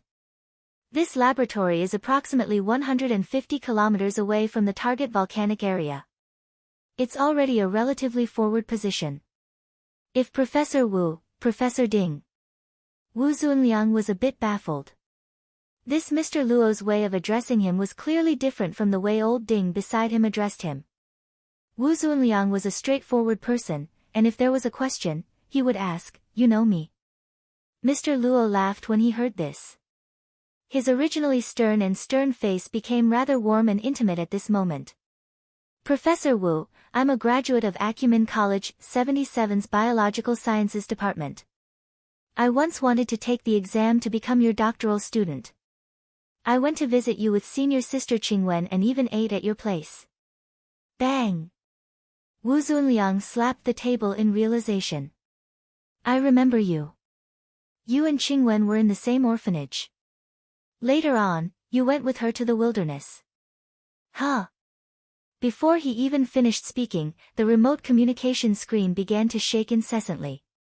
The conference room was only separated by a thread, but it also began to shake violently. The teacups on the table were knocked over with tinkling sounds. Meng Tu suddenly stood up and supported two old professors at the same time. He roared through the communicator. Report the situation. Volcanic activity has been detected. There's also an earthquake. Look over there. Professor Ding pointed at the projection that still hadn't disappeared. The Vulcan Ant's defensive line has shrunk substantially. They're all retreating. Chapter 598. A ferocious flame-bellied monitor lizard was half lying on the ground. Even so, it was still as tall as a person. Below its belly was the slowly flowing lava. Not only did the lava of nearly 1,000 degrees not destroy its limbs, but it also provided it with the energy to persist. This was a very suitable battlefield for the flame-bellied monitor lizard. As far as the eye could see, dark red lava could be seen everywhere. Some of it flowed down the hill, and some simply gushed out between the heavily cracked ground. Although it was not as powerful as an explosive eruption, the scene of the earth cracking everywhere, as if it could completely collapse at any time, was equally thrilling. In a similar environment, the flame-bellied monitor lizard had killed countless invaders, and its total size could even fill the crater behind it. Almost all of its prey could not resist the fire poison it sprayed, and it could not resist the destructive lava it controlled. But at this moment, before it could cause any fatal damage to the metal creation in front of it, its tail and one of its forelimbs had been cut off, and it had lost most of its mobility. The lava fire intertwined with the gray skylight, but it was difficult to illuminate the specially treated armor coating, as if there was always a blurry dark domain. This grayish-black metal creation was only about 20 meters away from it. In the past, it could have pounced, but now it could only desperately accumulate strength, use the special abdomen of the mutated evolution to absorb the heat of the lava, and then open its mouth wide, buzz. The heavy alloy javelin, carrying lightning, entered the mouth of the flame-bellied monitor lizard, and a small part of it penetrated its back. It exploded like a high-explosive bomb, magma splattered everywhere, and scales flew everywhere. Immediately, blazing electric flames shot out from the mouth, eye sockets, wounds, and even the cracks in the outer skin of the scale armor. The 2-ton body of the flame-bellied monitor lizard shrank in the blink of an eye. Its special body structure, which had evolved from the mutation, was also completely destroyed by this round of damage. The high temperature of the lava was finally revealed at this moment, and a small part of the body of the giant lizard was swallowed in a breath. However, in the burning flames of the giant lizard, there was still a blood-colored light. Electromagnetic Vanguard 1 silently stepped forward, stepping on the flat head of the flame-bellied monitor lizard, and also on the slowly flowing magma, walking to the top of the hill. The modified body based on the Sergeant X-2 model did not have the ability to resist the lava for a long time. However, when the high-temperature lava tried to devour the metal leg, it was repelled by an invisible force and slowly moved away. Number 1 crossed the line of defense of the giant fire-bellied lizards and set foot on the top of the erupting volcano. Now, the volcanic area that appeared in the optical imaging system was a real volcanic area. Within a radius of several hundred square kilometers, at least 70 to 80% of the craters were emitting thick smoke and lava. Dark red lines of fire crisscrossed the ground, cutting the area into pieces. Luo Nan had actually completed the goal of the first stage after killing the flame-belly monitor lizard. Although the Guardians, who had retreated under the control of the Vulcan ants, had already gathered in the central area and rebuilt the defensive line, most of them were unable to burrow underground and bathe in the lava to enter the core area. Number 1 could do it. Under Luo Nan's control, this combat machine stepped directly into the boiling pool of lava under the protection of a powerful magnetic shield. Of course, it was just passing by. Soon, it locked onto a certain gap in the inner wall of the volcano. It blasted apart a chunk of rock that had just been congealed and piled up not too long ago, revealing a narrow crack illuminated by the lava. Mo Luan's civil engineering isn't bad. What should be praised was that Luo Nan was able to utilize the terrain to the greatest limit with his meticulous senses and reconnaissance over the past few days. He was able to open up a subway line to bypass the congestion on the surface. Number 1 was not the only passerby in this narrow passageway. The lava was like a flowing stream beneath its feet, extending even further into the crack. The densely packed Vulcan ants were lined up in rows within the hissing flowing lava. They borrowed the power of the lava to move faster. Their speed was not much slower than a normal person's walking speed. The Vulcan ants did not possess complete individual thinking, but they possessed a powerful group consciousness. Luo Nan could feel the faint evil intent that came from the nothingness, but this squad of Vulcan ants was still restrained by a high degree of discipline. They ignored the damage caused by the stomp of the combat machine and continued to flow back to the core area. The formation of the ant colony had yet to end when a buzzing sound assaulted them from within the dust-filled air. It was as if a swarm of locusts had passed through. A dark red cloud of blood suddenly gushed out from the crevice to the side. There were hundreds of thousands of winged Vulcan ants. They did not have the ability to fly long distances, but they were still able to advance forward at a faster speed within this narrow passageway. This speed was just about the same as Number 1's advancing speed. Number 1 was submerged within the cloud of blood as expected. Lava and the cloud of blood extended forward within the long and narrow crevice. There was a certain section in the middle that flickered with electricity and fire irregularly. This was the phenomenon formed by the electromagnetic shield repelling and killing the surrounding Vulcan ants. The surroundings were densely packed with flying ants, and their feet were even stepping on the lava. They were just remote-controlled combat machines.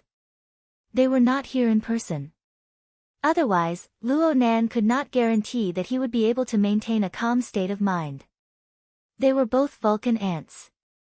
They crawled within the lava and flew within the crevice, but there was a large difference in their body shape and body structure. But this was not strange in a volcanic area. According to Luo Nan's reconnaissance over the past 2 days, there were hundreds and thousands of Vulcan ant nests within a radius of 200 kilometers. They were widely distributed, and the direction of mutation evolution was a bit different within every nest. And since the lifespan of Vulcan ants was short, they replaced each other extremely quickly. Therefore, they were able to rapidly form differences in a short amount of time. This was simply a large-scale laboratory for genetic mutation. The branches of this laboratory in the wilderness had their own areas of activity. They were very territorial, and sometimes they would even kill each other. But they all had the same origin. They all belonged to one. The mutant nest. There was a direct relationship of subordination between the headquarters and the branches. Now that headquarters was in trouble, the entire branch had returned to assist. Luo Nan only had a few short days of observation. He did not know what these Vulcan ants would do when they gathered together. But he didn't want to add more variables to his plan, so he controlled number 1 to speed up. The frequency of lightning flashing clearly increased within the blood cloud that pervaded the crevice. A series of crackling explosions rang out. Number 1's forward speed had already increased by 3 times, and the strength of the electromagnetic shield had increased correspondingly. This was to defend against the underground guardian that could come out at any time. The electromagnetic shield was an advanced technology that had yet to be realized by Earth's technology. It was formed from the integration of the seed imprint that was implanted into the combat machinery.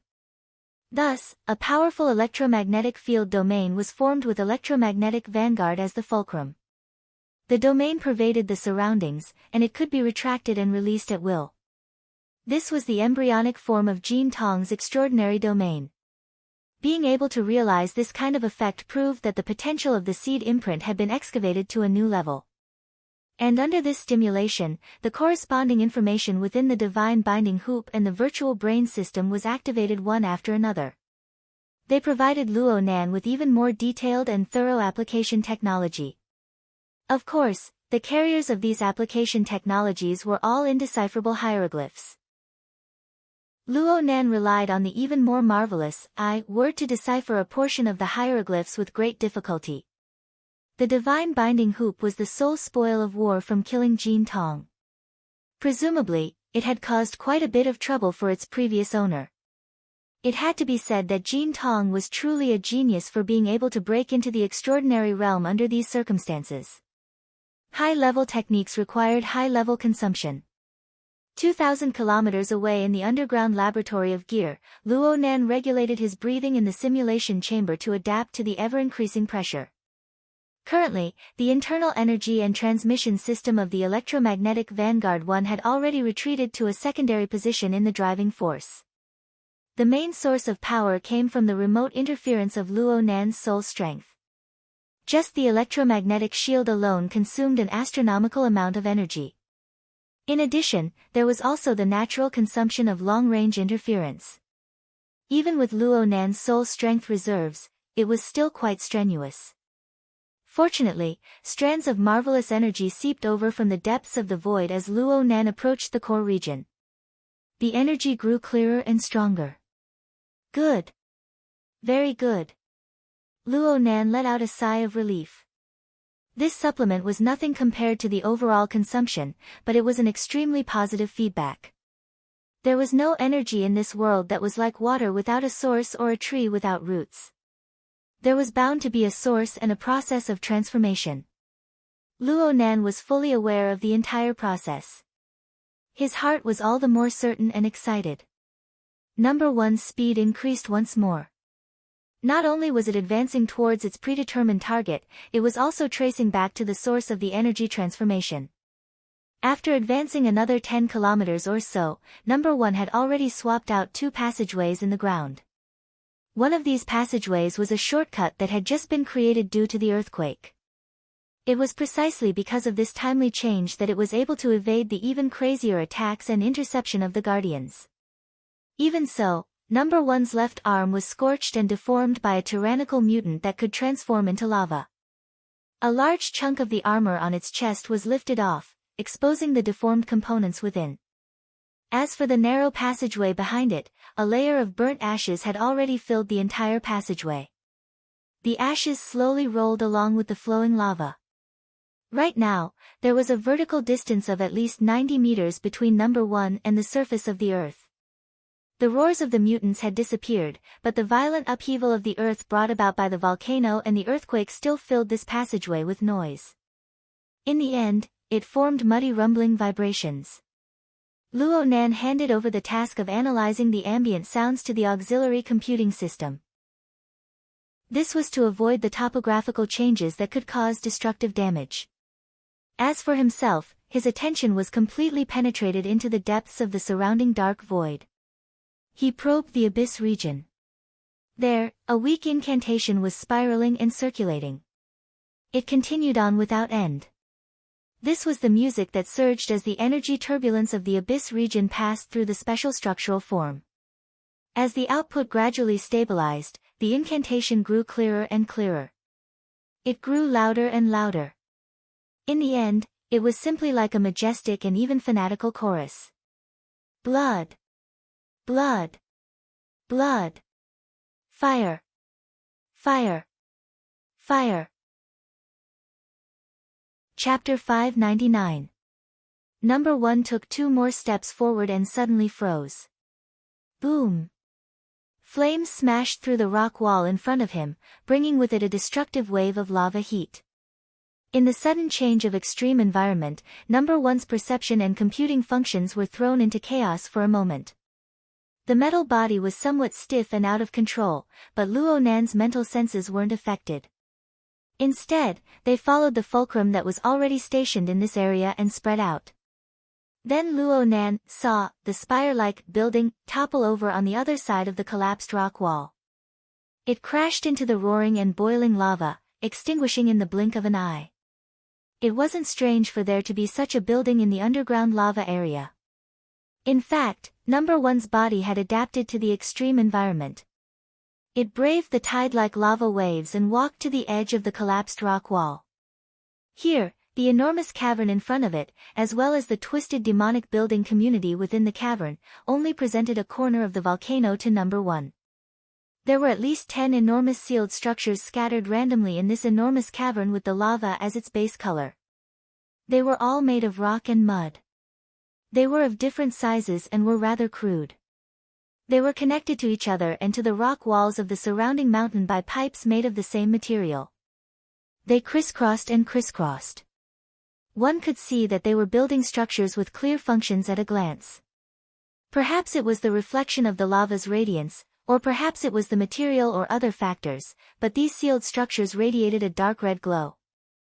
They seemed to be burning at all times, like enormous torches. They were very eye-catching. The dark red glow that radiated appeared to be flowing without end upon closer inspection. It was like the blood circulation system of an aberration. It didn't stop for a moment. It wasn't an exaggeration to say that the temperature was like fire in this volcanic lava environment. But there were tens of millions of fire god ants in this inferno-like building community. They were following the internal and external passageways, shuttling back and forth at high speed. Luo Nan's mental senses were able to detect that the dozen or so sealed structures exposed above the lava were nearly filled to the brim with fire god ants. More and more ants were advancing, one after the other, to the far end of the rock wall. They were even advancing deeper into the depths of the lava. That's right. Similar sealed structures and passageways existed widely in other locations of the mountain and the Earth's crust, beneath the unfathomable depths of the high-temperature lava. They were the ant rooms and ant tunnels built by this enormous colony of fire god ants. All of these structures together formed the entirety of the aberration nest. And this was only the lower part of the aberration nest.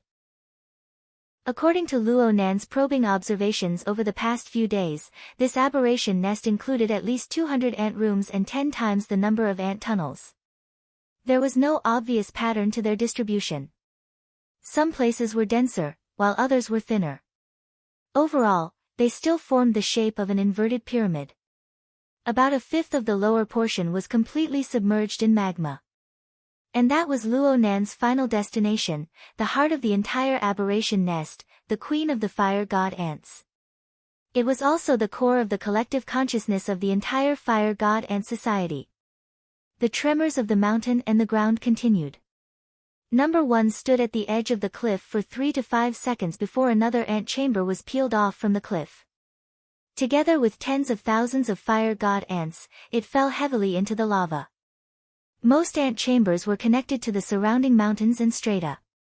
The volcanic activity in this area had probably been too intense, resulting in the collapse of the strata that supported it, exposing the ant chambers inside. From this, it could be seen that the ant chambers of the fire god ants were much sturdier than the surrounding rock strata. But these peculiar creations had lost their supporting foundation, and it was very difficult for them to maintain themselves in this vile environment for long periods of time. Such destructive tremors had the effects of natural disasters like volcanoes and earthquakes. There was also the forceful interference of the energy turbulence in the abyss region on the material plane, adding fuel to the flames.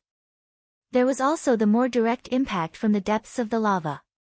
Right now, the lava below was surging with waves. There was no pattern to them at all. It was as if a dozen enormous monsters were fighting and struggling within. So much so that the rock walls below continued to crumble and fall, chiseling larger and larger holes. Under these circumstances, it was very difficult for Number One's auxiliary computing system to accurately monitor and judge the surrounding environment. It was as good as crippled. If it's crippled, then it's crippled. Number One had already completed its basic mission by being able to advance to this area. Luo Nan couldn't count on it to play any role in the future. Luo Nan soon made a decision. He controlled Number One to slide down along the rock wall. He used the most direct method to approach the critical area. The crumbling strata presented a very bad concave shape. There were practically no places for Luo Nan to borrow strength from. And in this extreme environment, Number One's not-so-passable basic design exposed problems. Its external rocket propulsion system was intermittent. It simply relied on the electromagnetic shield to roll down like a rubber ball. As for braking and so on, Luo Nan had to rely on the help of the alloy combat knife. Such a sorry state completely obliterated the valiant appearance of No. One from its sharp knife charge in the previous few hours. Luo Nan couldn't care less. He controlled Number One to slide down another 40 meters or so. The surrounding air was becoming even more viscous. Enormous noises. Noises that originated from the two directions of the material plane and the abyss region's void had already blasted and kneaded together. They radiated a tyrannical psychic pressure that was distorted and chaotic. An invisible whirlpool of turbulence swept up within the Inferno prison. Right now, Luo Nan could clearly feel the collision and conflict of the two forces within. On one side was the great chorus of, blood, blood, blood, fire, fire, fire. It appeared to be fanatical, but in fact, it occupied the dominant position within the abyss region's void. Its energy circulation was extremely strange and miraculous. On the other side was the enormous heat source entrenched in the volcanic strata here. It was in a relatively rough and wild mode of operation, charging back and forth. Although a huge amount of energy was wasted at every moment, in this environment, it was almost as if it was replenished at any time, inexhaustible and inexhaustible. Mo Luan did well. The fire god ants. They really did make the right choice. The conductor of the great chorus was undoubtedly Mo Luan. This puppet that resided within the Blood Soul Temple only had that tyrannical combat instinct left. Even now, he was still able to bring out such a remarkable method of circulation. Even with the powerful enhancement of the Blood Soul Temple, he was worthy of being an expert that was only a step away from transcendence. As for the leading force of the enormous heat source, it was naturally the fire god ant colony. The fire god ant colony's consciousness was quite disciplined. Combined with the enormous ant nest structure that covered the volcanic region, they formed a complete energy circulation and utilization system within an area of nearly 1,000 square kilometers. Even though there were various inefficiencies within, and they were unavoidably restricted by the natural environment, they still possessed inconceivable power due to their enormous base. If they were to contend against the fire god ant head-on, all of the transcendence on Earth, be it physical or mental, would be crushed by the fire god ant. Then there would be nothing for Luo Nan to do, and there would be no plans. All he had to do was pat his ass and get the hell out of here. But today's facts proved that even if one had an overwhelming advantage in strength, one might not necessarily be able to gain the upper hand without the corresponding high-end circulation technique. one might even be able to be used by others. Otherwise, where would the energy Luo Nan was using to replenish himself come from? Right now, Mo Luan seemed to be piloting a floating power generation platform. He was drifting on the vast ocean. The enormous waves that reached the heavens didn't topple this platform. Instead, they provided powerful tidal energy, helping the platform complete a series of energy transformations. Right now, this transformation mode was still a rootless duckweed, but Luo Nan believed that it wouldn't be long before there would be a huge change. The progress of the forced infusion transformation is okay. It's just that I'm a bit uncertain when I put the seed in. It really won't do. I'll ask Rui when to help. Has she finished her class yet? While Luo Nan was distracted, a heat wave of lava that was several dozen meters tall suddenly surged within the enormous void. It nearly filled the entire void in an instant, swallowing number one whole. The electromagnetic shield was raised to the highest level in an instant. This was the instantaneous limit of Luo Nan's soul strength when it came to interfering with the material plane. Even the depths of the layers of dark red lava had blue-white lightning tenaciously leaping about. It held on for at least 2 seconds, but in the end, it was scattered and shattered. Luo Nan knew that the instantaneous influx of energy had caused quite a bit of damage to the combat machine. But this was already meaningless. This was because the surging wave of lava had smashed the combat machine into pieces. The faint sounds of the body fragments exploding were drowned out by the enormous background noise of the void. There was no value in saving it. Such a tyrannical attack was the result of the seething evil thoughts of the fire god ant colony. But this wasn't necessarily directed at number one. According to Mo Luan's feedback, this was more like a venting action of the colony after repeated failed attacks. Luo Nan could see that more than half of the dozen ant chambers within the enormous void had collapsed due to the attack just now. This part of the blood circulation system, which could be considered complete, had a large area of necrosis in the blink of an eye. Harming others and harming oneself. It was nothing more than this. TSK. How violent. Luckily, I specially chose a high melting point tantalum alloy. I also did some heat insulation. Number one's head module was still considered complete, as well as half of its chest and shoulder armor. This was the largest wreckage that Luo Nan's electromagnetic shield could protect. Its body functions had already been completely lost. Its only function now was to protect the metal core in the high-temperature lava, so that it wouldn't be quickly destroyed. Currently, the wreckage of number one's body had completely lost its ability to move. It was slowly sinking in the lava.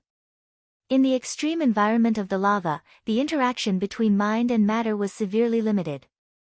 Forcefully obtaining a driving force was not desirable, and this was not a good opportunity. So it could only be a mechanical beauty that quietly watched from the sidelines for now.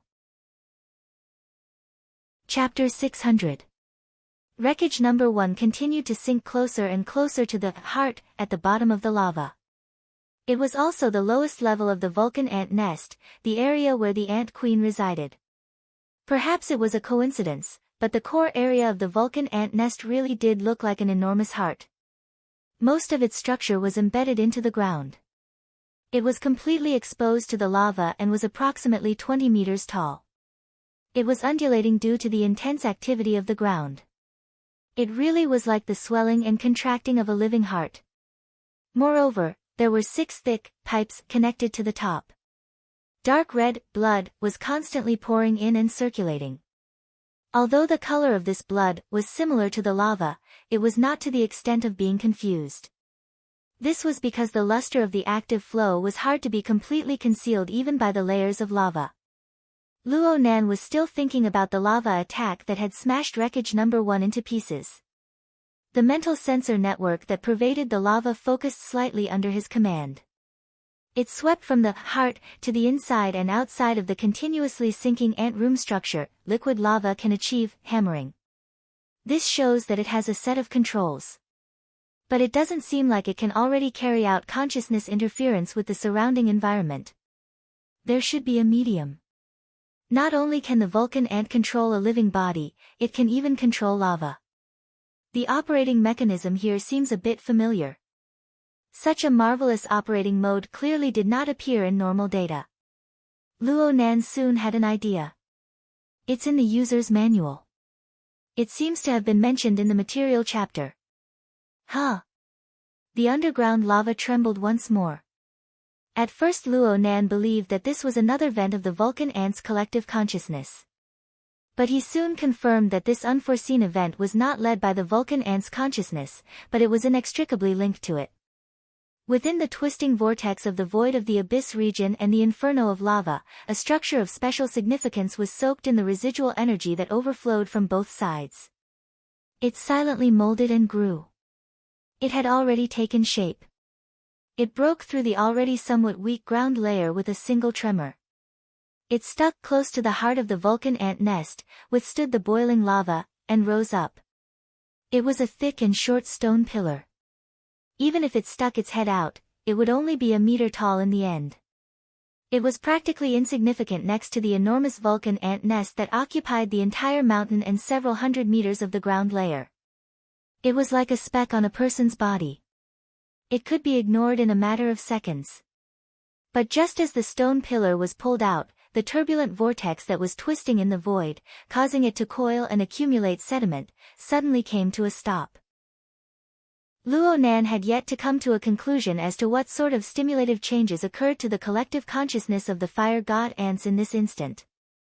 But from Luo Nan's perspective, Luo Nan felt that Mo Luan was at the helm. The floating power-generating platform drifted up and down within the enormous waves that reached the heavens. Suddenly, an enormous anchor was fiercely stabbed into it. The end of the anchor hit the bottom of the ocean. Although it was shaking violently and even bringing an even more intense blast to the floating platform, it was still deeply embedded into the soil and anchored to the hard seabed. This was not all. At this moment, on the platform, another heavy and sturdy pile fell, directly wedged into the depths of the turbulent vortex. 1 pile, 2 piles, 3 piles, 4 piles. At the heart of the Vulcan ant nest, the thick and short stone pillars were pulled up one by one, just like the piles that had fallen. Some of the piles had just probed down when they were wrapped in lava by the berserk consciousness of the fire god ants, smashing them to pieces. But there were also some piles that were either deep or shallow, fixed in place. Then they were pulled up, smashed, wedged in, and smashed again. It was hard to say which one was more tenacious, like this over and over again. But in any case, the floating platform never broke away from the storm vortex.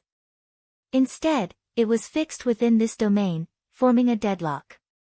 This was also the most terrifying phase of energy consumption. No matter how marvelous Mo Luan's combat consciousness was, he was just a B-rank puppet. There was a limit to his own energy reserves. It was impossible for him to directly contend against the fire god ants, who occupied the terrain advantage. Therefore, he could only rely on his master, Luo Nan's closed system. This was, without a doubt, a collision between the two systems. After the first wave, Luo Nan was already very strained. In a certain sense, Luo Nan's soul strength reserves were already the best in the world. This was not only because of the enormous output of his closed system's large production line. It was also because he could ignore the carrying capacity of his fleshly body. He could use the form of the soul cloak to extend and store energy nearly limitlessly. Luo Nan's current soul cloak could cover the entire world. In addition to the combined reserves of the boundless cloud world, Luo Nan's stamina was so long that he could practically suppress all the cultivators of the world. Perhaps only the leaders of the 3 great secret orders could rely on their enormous numbers of believers to contend against him. The only thing that could limit Luo Nan was the carrying capacity of his fleshly body. Though he possessed the boundless ocean, his body's capacity was limited in the end. Even if he were to be sucked dry in an instant, it would be nothing more than the storage capacity of a lake. Not to mention the vibrations and impacts of doing so, just the transformation within was destined to lead to one fault after another. This was extremely dangerous in the tight deadlock process. If the opponent was a genuine extraordinary, Luo Nan's life would be pretty much handed over when the first fault appeared. The collective consciousness of the Vulcan ant was not this sharp. It was unable to sense Luo Nan's flaws. But even so, Luo Nan, who was in the simulator, was like a twisted towel under the frantic and irascible impact of the wrestling. The muscles, tendons, bones, and flesh of his entire body seemed to be about to be squeezed out of it. If this situation were to continue, Luo Nan would have done his utmost to dig a peerless sinkhole for himself. He could absolutely contend for the top 3 spot on the list of the stupidest people in the 50 years of history of the inner world. Fortunately, this enemy of his did not develop to a qualified and perfect degree, even though it had gathered millions of individuals into a group consciousness. Not only did it not discover the problem that Luo Nan exposed, it even poked an even bigger hole. The group consciousness of the Vulcan ant did not know how to properly utilize its own strength. It also did not understand that this kind of strength would inevitably harm others and itself once it exceeded a certain limit. If it were Luo Nan, he would absolutely not forcefully break through this limit when the instantaneous consumption of soul strength exceeded the limits of what his body could bear under normal circumstances. He would exchange endless future troubles for temporary pleasure. The Vulcan ant did not have this kind of awareness. In its simple mind, using its innate talent to drive the enemy was obviously the most important option. But at this stage, when faced with Mo Luen, who was like a mist of nothingness, and number 1, who had already turned into a pile of mechanical wreckage, the so-called drive ability was of no use. So it could only settle for the next best thing. It used its incomplete side ability to knock down the enemy.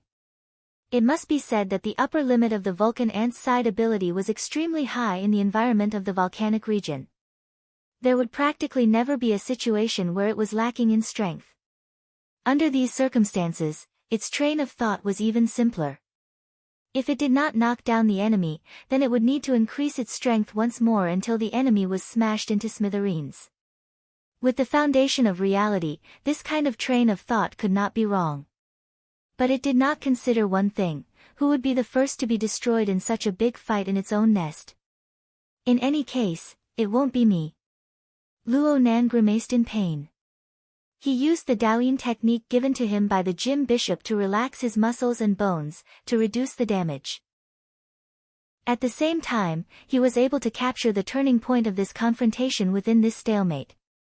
He did not need to wait for the Vulcan ant to smash his nest into smithereens. He only needed to keep an eye on this one-track-minded group consciousness. The instant the two instincts of killing the enemy and self-preservation intersected, creating an even deeper level of chaos. The turning point arrived much faster than Luo Nan imagined. But it happened after all the ant chambers in the enormous cavity above the lava had completely collapsed. The Vulcan ants that fell into the lava were not immediately finished. But every ant chamber and every connecting pipe was the foundation of the Vulcan ant colony. They were an important construction foundation and source of energy for the group consciousness. When large areas of necrosis appeared endlessly and continued to spread, a blockage appeared in the originally complete energy cycle. In the end, hesitation and chaos appeared in this single strand of group consciousness. It was at this moment that the true great enemy, who had crossed realms and hidden here from another time and space, revealed its fangs to the Vulcan ant colony. The instant of hesitation and chaos expanded into a destructive storm in the blink of an eye. The Wraith sign exploded from above the polar domain like a bomb filled with poison. It smashed into the structure of the group consciousness that the Vulcan ant colony had formed with great difficulty.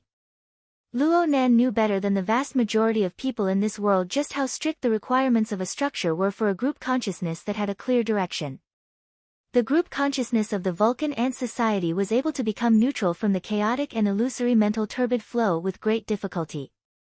A small portion of it probed into the abyssal region and was able to integrate its power from a higher level. But because of the Wraith sign's deadly bombardment, the structure collapsed and the foundation was corroded. This caused the edifice of group consciousness, which originally possessed a certain order, to collapse and fall apart in an instant. It must be said that as long as there was a nest and a strict social structure of the Vulcan ant, it was not difficult to reconstruct the group consciousness. Since the beginning of time, the Vulcan ant colony in the volcanic area had been penetrated 5 times by powerful people from all walks of life. Each time, it was a great crisis that nearly overturned the entire colony. Even the queen ant was captured. The most recent time was 6 or 7 years ago, and this didn't include the aftermath of the world-shaking battle with priceless gold. But within these short few years, the Vulcan ant colony had developed to its current scale. They were still the number 1 or 2 hegemons of this volcanic area. The tenacity of the Vulcan ant colony was worthy of admiration. But the problem was that the Wraith sign was the poison bomb that had instantly destroyed the core structure of the Vulcan ant society. This Darksider species was currently using its inconceivable talent to pour its toxic spores into the ruins of the core structure. The spores began to proliferate rapidly. The Vulcan ant began by controlling other living creatures. And this time, they had encountered a true expert in this field. Chapter 601. The opportunity came earlier than expected. After the Wraith sign blew up the structure of the group consciousness of the Vulcan ants, it naturally activated the corresponding mechanisms to stop damage and repair. As mentioned before, as long as the Vulcan ant aberration nest was present, the material foundation and structure were present, it was not difficult to reconstruct the group consciousness. The Vulcan ant society had used 5 or 6 successful examples to prove this point. According to the relevant information from research on the Vulcan ants, when the Vulcan ant society suffered a fatal attack, usually when the queen was killed or captured, or when the aberration nest was severely damaged, causing the group consciousness to collapse and the ants to be leaderless, this highly social aberration colony would activate its extreme survival mode. They would use the relatively intact area as an axis on the wreckage of the nest to combine the ant chambers and ant tunnels that could be linked together. They would radiate the relevant pheromones to gather the greatest number of defeated soldiers. After gathering to a certain scale, they would use a special aberration path to stimulate and nurture a temporary queen ant. They would reconstruct the group consciousness in a short amount of time. With this as the foundation, they would rapidly replace each other and regroup. If there was no area of this scale, a single ant chamber could complete this task. It was just that the group consciousness produced would be of an extremely low level. The various ant chambers would gradually integrate and slowly converge. However, this would be accompanied by conflict and slaughter. It would inevitably end with the death of the temporary queen and of the losing side. The process would be extremely tragic. It was this extreme survival mode and its matching ability to rapidly replace each other that helped the Vulcan ant society to tenaciously survive in this volcanic region for several decades. But it was also because such a pattern had appeared too early in today's special circumstances. The Wraith sign's poison bomb struck from above, crushing the group consciousness of the Vulcan ant society from the mental plane. This attack didn't cause much damage to the Vulcan ant nest, but it sent the hypertoxic spores into every corner of the Vulcan ant society. Luo Nan still did not understand the Wraith sign's keen and brutal instincts. He did not know how it was constructed. But every time this fellow hunted, it would accurately tear apart the vital parts of the target. This time was no exception. The hypertoxic spores did not possess any direct destructive power, but when they spread out, the fire god ants that were moving through the various ant rooms and ant tunnels suddenly fell into chaos in their neat and orderly formation. It was as if they had lost their sense of direction. The front and back of the formation were disjointed. Some of them accelerated forward while others turned back. Some of them even clashed together, interfering with each other as they circled in confusion. Interference pheromone. Luo Nan roughly guessed an answer. Ants and the like were social insects. Their behavior patterns were largely guided by pheromones. Though the Vulcan ant was a mutant species, it still retained a few similar patterns. Due to the Vulcan ants receiving erratic information, the large circulation system with the heart of the nest as the center was already in disorder. However, upon closer inspection, there were some general patterns that could be followed. Millions and tens of millions of fire god ants were clearly gathering towards the nearest ant room. Every ant chamber was a center, and there were no exceptions. Thus, in a short span of a dozen seconds, the aberrated nest had hundreds and thousands of centers. They had even begun to cut off the circulation channels and retract the flowing energy, entering a de facto state of separation. This is really, hee. For the fire god ants that had been torn apart, No, they had not done anything wrong. The instincts engraved in their genes were displaying their effects. After the leading group consciousness collapsed, they quickly entered an extreme survival mode. The environment they felt and the stimuli they received indicated that the overall structure of the aberrated nest no longer existed. They had to use the remaining ant chambers as the center to gather the greatest amount of power and reconstruct the group consciousness. Then they would be constantly replaced and walk the path of expansion once more. So they did this, and they did it quite well. The crisis pheromone formed after the ant assembly was violently volatile. It was injected into the ant chambers through a special method, erasing the suppressive pheromone from when the Vulcan ant queen was alive. This caused a portion of the worker ants inside to undergo aberrations. At the same time, they killed each other. The final victor became the temporary queen ant. They erected a rough new framework and began to construct a low-level group consciousness. During this period of time, the Vulcan ant nest had the beauty of a single spark setting a prairie ablaze. Within Luo Nan's mental sensing network, there were weak soul flames lighting up one after another. From a few, to a few dozen, to over 100. They quickly formed a scale. The amount of resources that the Vulcan ants could utilize in the environment of the volcanic area should not be doubted. Although these low-level group consciousnesses were far from being as powerful as the previous one, the imprint engraved in their genes still gave them the natural ability to absorb external heat and life energy. According to normal survival mode, these low-level group consciousnesses would have a period of solitude to further familiarize themselves with and apply this ability. When they began to expand once more, they should be experts in this field. They would capture thousands upon thousands of living creatures of other races during the expansion process. They would serve as food and slaves. Then they would rely on the advantage of expansion to defeat their own species that no longer belonged to the same aberrated evolutionary path. They would unify the volcanic area once more and let their genes follow an even stronger path of development and inheritance. But there was a problem. At this stage, every ant chamber was very close to each other. They were close to each other to the point where they would be face to face the moment they stepped out of the door. According to the genetic instincts of the Vulcan ants, they did not have any kinship or brotherly respect when faced with this kind of situation. The only choice was fight. The internal war of the Vulcan ants erupted 15 seconds after the formation of the first low-level group consciousnesses. They entered into an all-out war mode 5 minutes later. For a time, the entire core area of the Vulcan ant nest was filled with the flames of war. And the effects of the collapse of the original group consciousnesses were still continuing to spread. If there was a problem at the headquarters, then the branch divisions would not have an easy time. It was unknown when the unrest in the entire volcanic area would come to an end. Speaking of which, the entire Vulcan ant society had suddenly entered the spring and autumn warring states period mode. It wasn't that no one wanted to do their best to save it. Originally, the only core of the aberrated nest was located in the heart, beneath the lava. The highest ruler of the entire Vulcan ant society, or perhaps a queen, had to be added. Well, in short, the true Vulcan ant queen was extremely angry and irritable at this moment. The Vulcan ant queen was probably a mutant among mutants.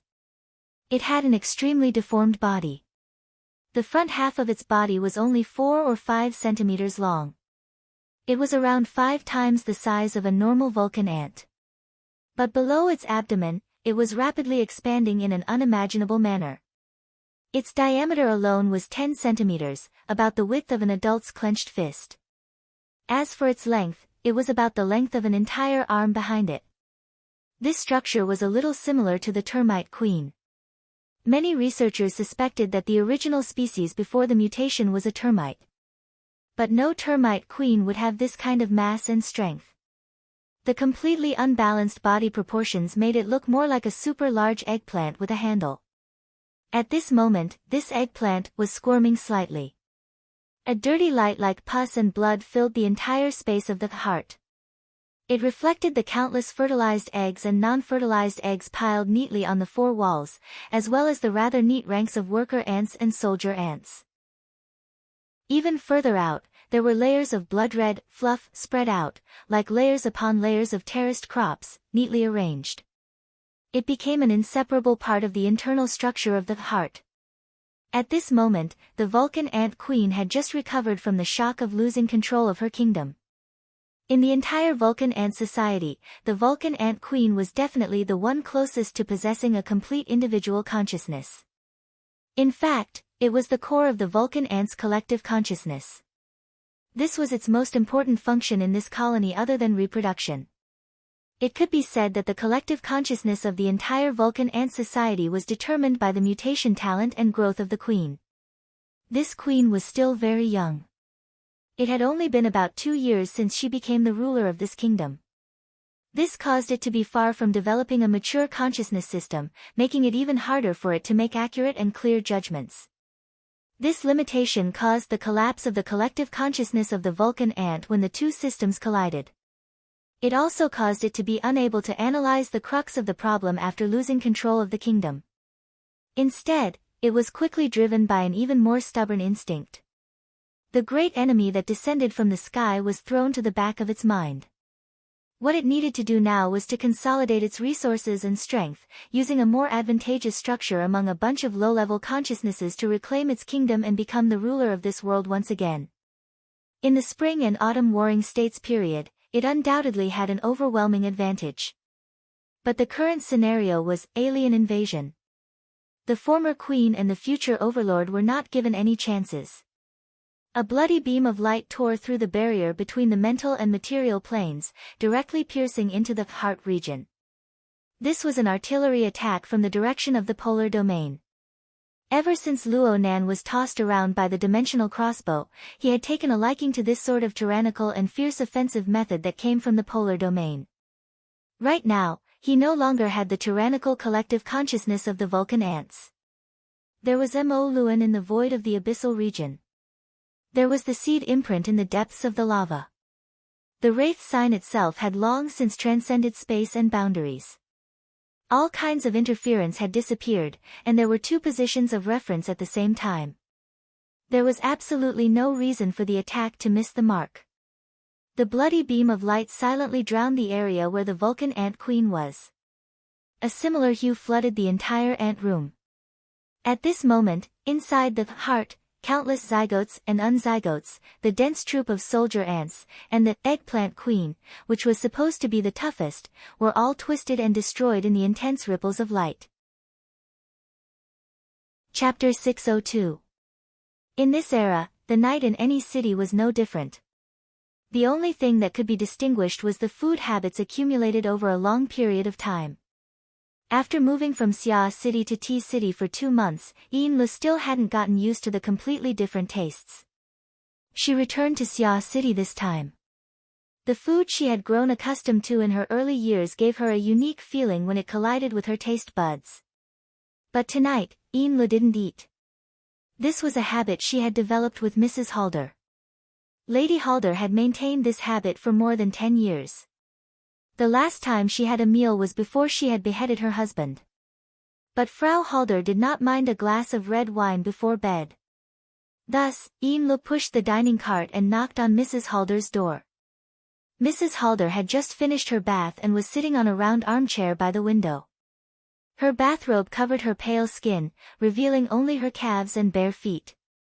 The most conspicuous thing was that on her right cheek, there was a long and slender bloodstain that had a strange curvature. At this moment, it was emitting a dark red light. This was not a description. This bloodstain was proof that she had passed the ultimate test of the blood flame will. In itself, it had a rather mystical effect. Boss.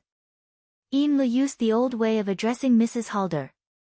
Then, just like when she was a secretary back then, she poured the red wine into a glass and let Mrs. Halder take it. Lady Halder picked up the thin stem of the glass and raised it to her eyes, staring at the red wine swirling within. At this moment, Lady Halder was like a melancholy and lonely lady, although her heart was surging with iron and fire. Yin Lu sat to the side, wondering if she should start a conversation. At this moment, Lady Halder took the initiative to speak, her voice low. Our investor refused to meet. Yin Lu didn't find it strange at all. She had guessed it when she left Xia City last time. However, she had always been curious as to who the investor that Lady Halder had mentioned was. This wasn't some inconceivable person who had taught Madame Halder the secret art of herding the Darksider species in order to reconstruct the sacrificial artifact. In the entirety of Xia City, there were only a handful of people who had the qualifications to do this. Even if it wasn't limited to Xia City, how many more people could there be? Lady Halder swirled the wine, her eyes unfocused. Is it to prevent losses, or are they happy to see it happen? That is the question. Right now, Madame Halder seemed to be in low spirits. The more it was like this, the harder it was for Yinlu to speak. She stared at the cup in her hand in a daze. Fortunately, this atmosphere didn't last for too long. Very quickly, Lady Halder's voice regained its usual calmness and decisiveness. The investment is only an external force. The wavering of the church's foundation is what's fatal. You are now the only deputy officiator, so you must focus your efforts on the ritual. Although Ren Hong is a rebel, he is better at this than you are. Even Ren Hong, that dead man, was compared. Yinlu naturally understood their attitude and replied solemnly, I will remember. Lady Halder cut to the chase. What about the target? The target has entered the abyss area again, but there won't be any offensive and defensive drills tonight or for the next 2 or 3 days. I heard that teacher Luo is in seclusion. Luo Nan isn't here. He's basically just looking at the scenery in the abyssal region. But who can say that in a few months, a few weeks, or even a few days, there won't be new functions? Indeed. Yinlu added before she hesitated briefly before she asked, Boss, the blood will ring in us, Yinlu didn't continue. Lady Halder looked at her former secretary through her wine glass. The sparkling and translucent walls of the glass caused the two's faces to clearly distort. As the glass spun, it transformed into all sorts of strange shapes. Communication between people was often like this. It was precisely because they knew that people were all the more cautious. Lady Halder understood Yinlu's thoughts. She also understood her apprehensions. At this time, it was the superior who spoke the truth. This represented honesty and trust, so she hooked the corner of her lips. You want to ask if the structure of the blood will ring and the fundamental ritual of the order, the Blood Soul Temple, belong to the same category? Let's put it this way. The word configuration that Luo Nan spoke of can be used to generalize the blood will ring and the Blood Soul Temple. From an academic perspective, they should both belong to the same class of configuration.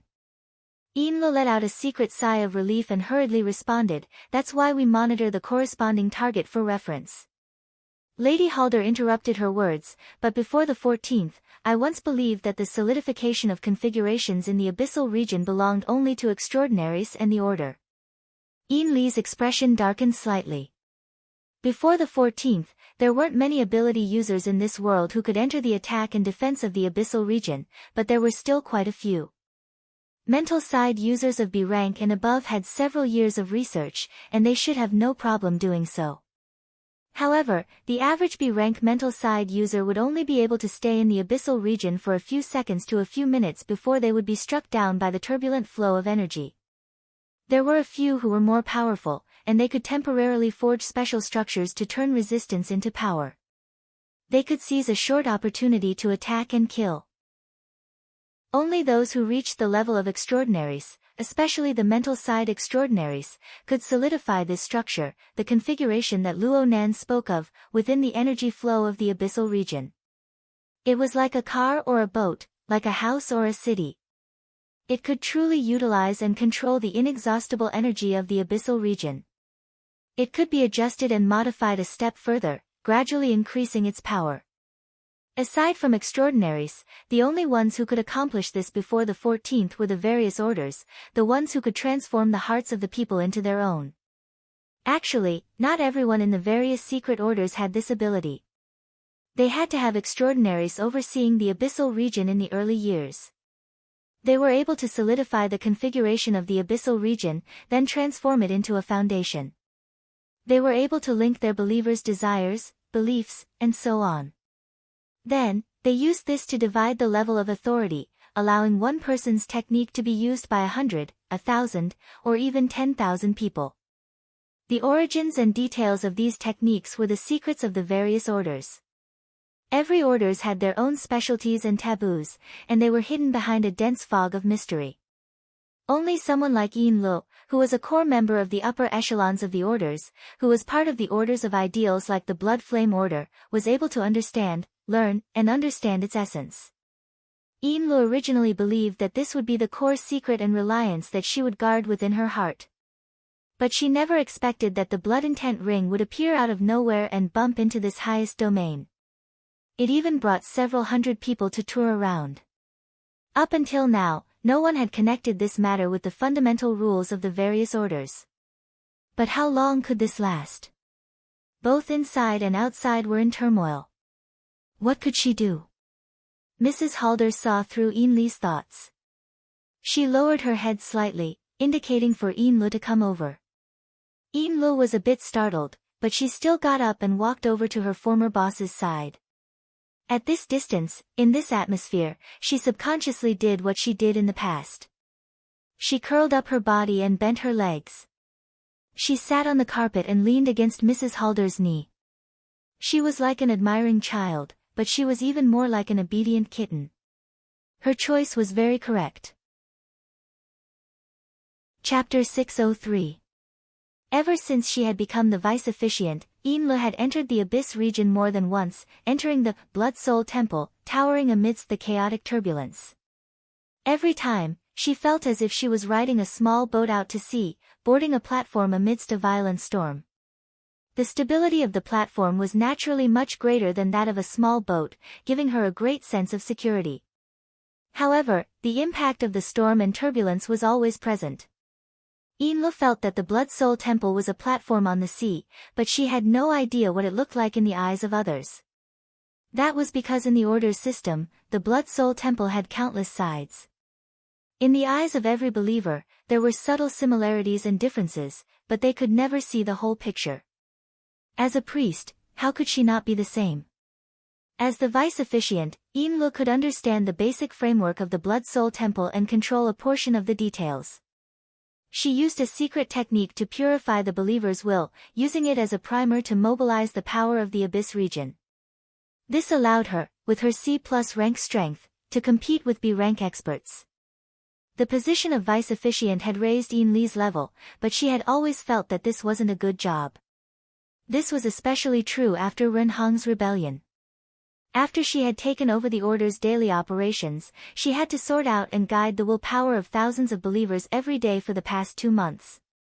Furthermore, due to the instability of the believer base during this period of time, there were all sorts of troubles and slip-ups. Even with Lady Halder taking care of it, it still took up most of her energy. Sometimes, Yin Lu even thought, Ren Hong's rebellion. Could it be that he's tired of this matter? Lady Halder seemed to have the ability to see through people's minds.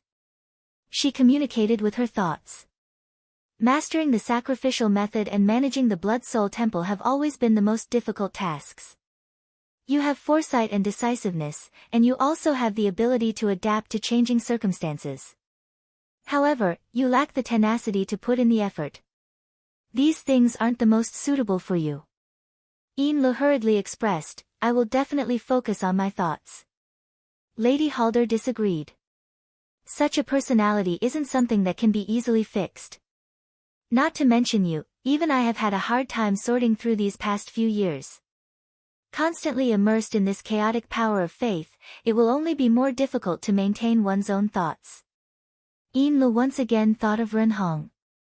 Madame Halder's thoughts seeped in like icy water, layer by layer. In the end, it's because of the lack of sacrificial artifacts. The sacrificial vessel can be manipulated, suppressed, and adjusted. At the same time, it is also a set of rules. Our various operations can be used as a reference to see if they are in line with the fundamental laws.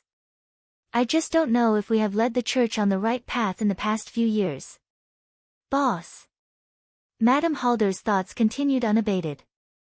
Without the sacrificial artifact, we can only wait until every year's grand ceremony. But this year, Inlo finally understood why Mrs. Halder's mood was so low. Because today, December 21st, was the day of the Blood Flame Order's establishment memorial ceremony. This time of the year was the busiest and most important time for the church. But this year, today, and tonight were undoubtedly the most chaotic and desolate. Since the officiator and deputy officiator were not present, Jiang Yuanjin could only take over the ceremony in D City. As for the ceremony in Xia City, they had spent half a year preparing for it, so they simply threw it aside.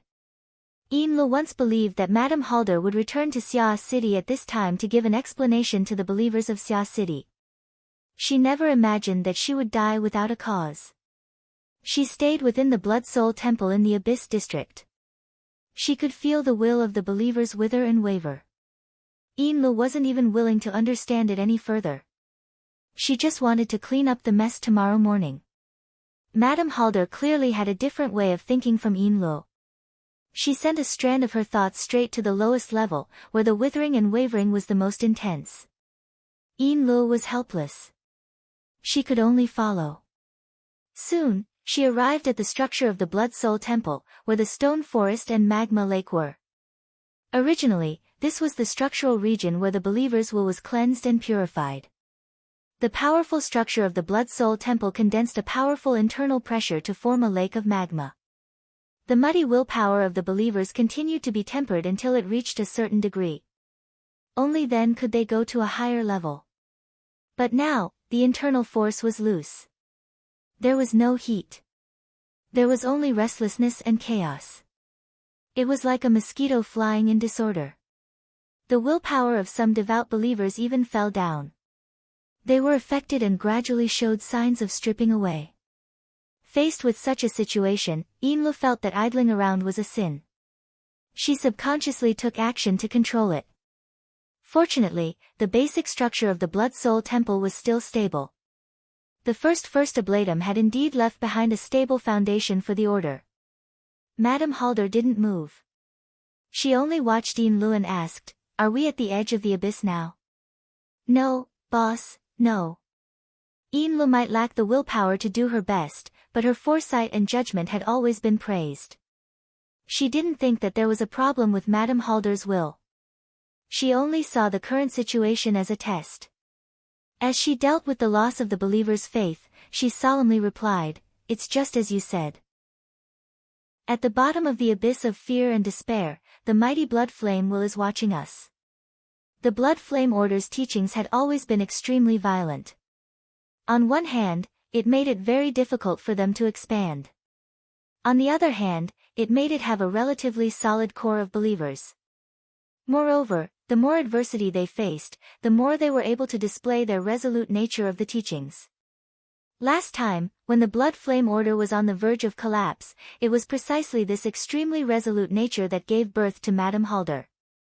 She used her husband's head to prolong the Order's life and rebirth. Now, perhaps it was her turn. Bang, bang, bang. A strange sound suddenly came from a certain part of the bottom structure. Yin Li's heart skipped a beat. Her smooth control suddenly became sluggish. She didn't even have time to search for the source of the problem before the continuous bang, bang sound spread throughout the stone forest and magma lake area. In response to it, the turbulent storm outside suddenly became intense. The Blood Soul Temple, the platform on the sea, began to sway, causing one's mind to be in chaos. At this moment, the destructive storm of the abyss seemed like it could cut through at any time. In Yin Li's perception, the basic framework of the Blood Soul Temple was clearly distorted. It was on the verge of collapsing and breaking. Yin Li didn't know what to do, and Madame Halder didn't give her any instructions. Just like that, her consciousness stiffened as she spent a nightmarish period of time in the bang, bang, bang sound. When she came back to her senses, her consciousness had already returned to the plane of reality. It was most likely that Madame Halder had brought her back. The light in the room was warm and gentle, but Yin Li's heart was filled with coldness. Her memories of the abyss were somewhat hazy, but she still remembered that the structure of the Blood Soul Temple had already undergone some kind of irreversible change after the continuous distortion. Yin Li turned her head, wanting to ask what had just happened. When she turned her head, her cheek rubbed against Madame Halder's body. Because she was kneeling, she rubbed against a leg that was exposed outside the bathrobe. It was slender and tight, but it was so cold that it didn't have the warmth of a living person. Halder didn't seem to feel anything. He just expressionlessly raised his glass and drank the red wine. But Lu clearly sensed a faint layer of blood mixed in the wine's fragrance. Boss! Lu was bewildered. She wanted to get up, but her head hurt slightly as Halder pressed down on it. Madame Halder looked down from above, her gaze cold and heavy. When she looked into Li's eyes, it was like an icy storm had blown, wreaking havoc in her heart. Do you feel it? Ah. The sacrificial artifact, the Blood Soul Temple. Boss? Someone has made the sacrificial artifact, the Blood Soul Temple, and they're even modifying the framework. Li's eyes went wide. Bang! The empty wine glass shattered, and the shattered glass fragments scattered over Madame Halder's bathrobe and leg. Some of it even streaked across Li's cheek. But at this time, Li didn't even dare to blink. On Madame Halder's right cheek, there was a long and narrow bloodstain. It seemed as if blood was really going to flow out. Aside from that, her entire face was pale and transparent. There was a callous and crazy tension to it. She calmly gazed at the base of the glass.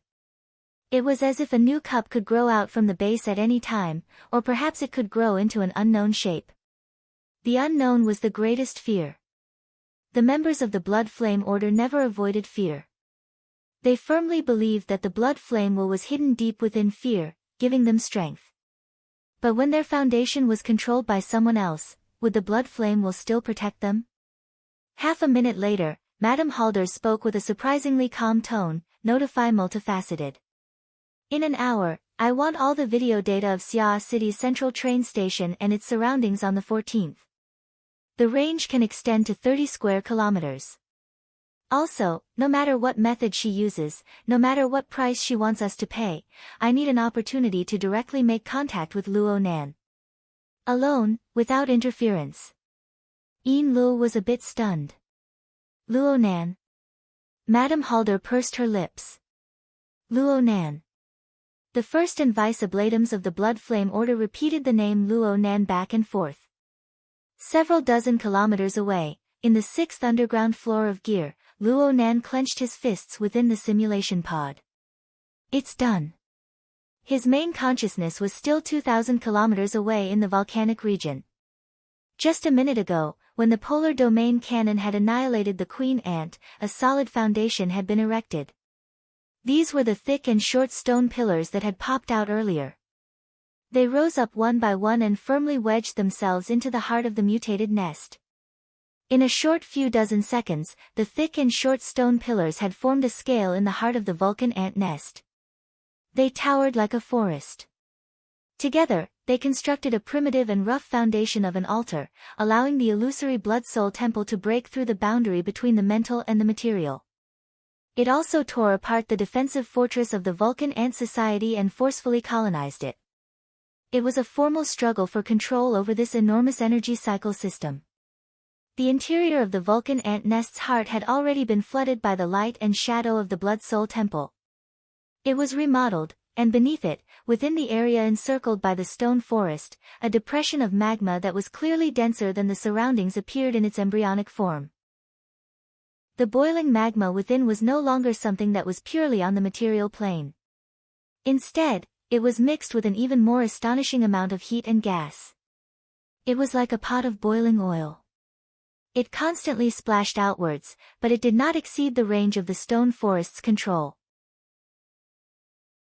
Chapter 604. For the Blood Soul Temple, the bottom layer of the stone forest lava lake was a methane pool that absorbed and transformed the impurities of the outside world. It was also the cornerstone of the entire configuration. When the cornerstone was set, the nature of the entire configuration system became clear. Luo Nan finally found a foundation on the material plane for this structure that drifted on the mental plane of nothingness. Luo Nan wasn't sure if the Blood Flame Order's method mentioned this step, but he saw a similar suggestion from the user manual of the virtual brain system. From Luo Nan's perspective, it went without saying which side was more important. There was also the coincidental ecological and geographical environment of this volcanic area. There was also the urgent need for resources for the next step of the plan. Only then was there an operation. It hadn't even been a week since the start of the operation. Aside from feeling a bit frustrated with the design of the battle machinery, the overall operation was quite smooth. Especially the success of the current critical segment in one fell swoop. This made the impatience and hesitation in Luo Nan's heart vanish into thin air. He was in a good mood, but the fire god ant's mutated nest was already clogged and impassable. When the Blood Soul Temple's stone forest lava lake took shape, it was as if a deadly malignant tumor had grown within the fire god ant nest's energy circulation system. It continuously extracted the surrounding heat energy and the life energy of the fire god ant colony, transforming them into nutrients needed by the Blood Soul Temple. The efficiency of this transformation wasn't particularly high for the time being because the Blood Soul Temple needed to adapt to the environment and constantly adjust. But it was still a level higher than the fire god ant's crude energy circulation instincts. In addition, the fire god ant colony had entered the warring states period. Each ant room was divided and fought to the death. The group consciousness had yet to be reconstructed, and the originally smooth energy circulation system had become particularly rigid. There was practically no effective way to fight for the stone forest lava lake. More importantly, the formation of the stone forest lava lake represented the foundation of the Blood Soul Temple's structure. In essence, it achieved isolation from the fire god ant nest. And since it didn't possess the aura of a living being, the group of fire god ants with low intelligence just assumed that it was a new structure formed from the compression and deformation of the volcano during an earthquake.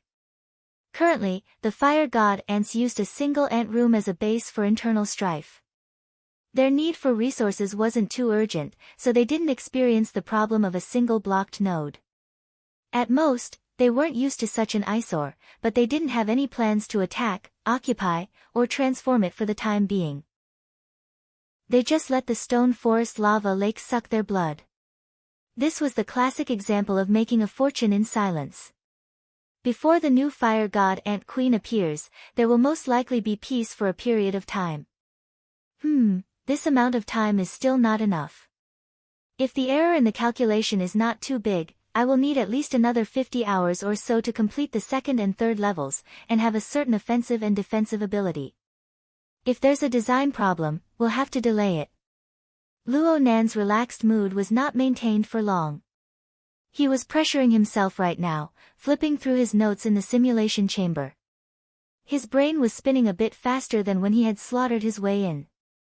Not only can I not be quiet during this period of time, I can't let the Vulcan ants in the other ant rooms be quiet either. Interference, destruction, annexation. Not a single one can be left out. Oh, large-scale destruction is out of the question. Every resource is precious right now. TSK, why does it look like an RTS game? But RTS should not include the design of the base and building core. As he ridiculed himself, Luo Nan continued to overcome his terrible translation obstacles. He operated the virtual brain system, performing half-baked simulations and calculations on the Blood Soul Temple that was being constructed. The Blood Soul Temple was a kind of configuration.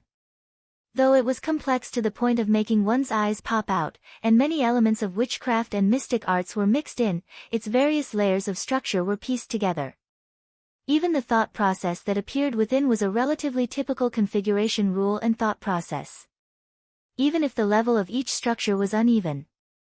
There were countless dazzling flashes of brilliance, but there were also low-level mistakes that were unbearable to look at. Well, Luo Nan didn't have the qualifications to question the abilities of the first ablatum of the Blood Flame Order from his experience in the inner world. But the virtual brain system and its user manual possessed the ability to research and judge. That is, if this wasn't an absurd scam set up by his old man.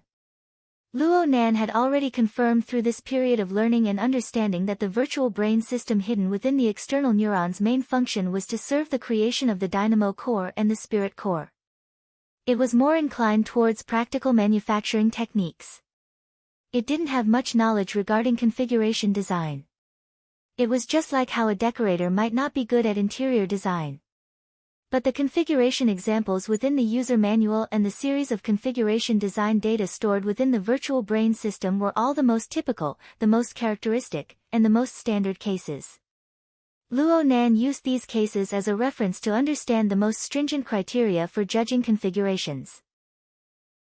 What was a qualified configuration, how to discover flaws in a configuration, where problems were easy to occur in complex configurations, and how to make adjustments during concrete production, and so on.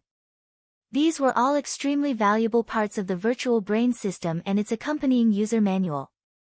After many days of reading and learning, Luo Nan's horizons had been greatly broadened from a newbie who didn't understand a thing. At the very least, he possessed the most basic aesthetic ability in this field. Now, he had entered the stage of learning how to walk under the support of the system. There was a proper term for this stage.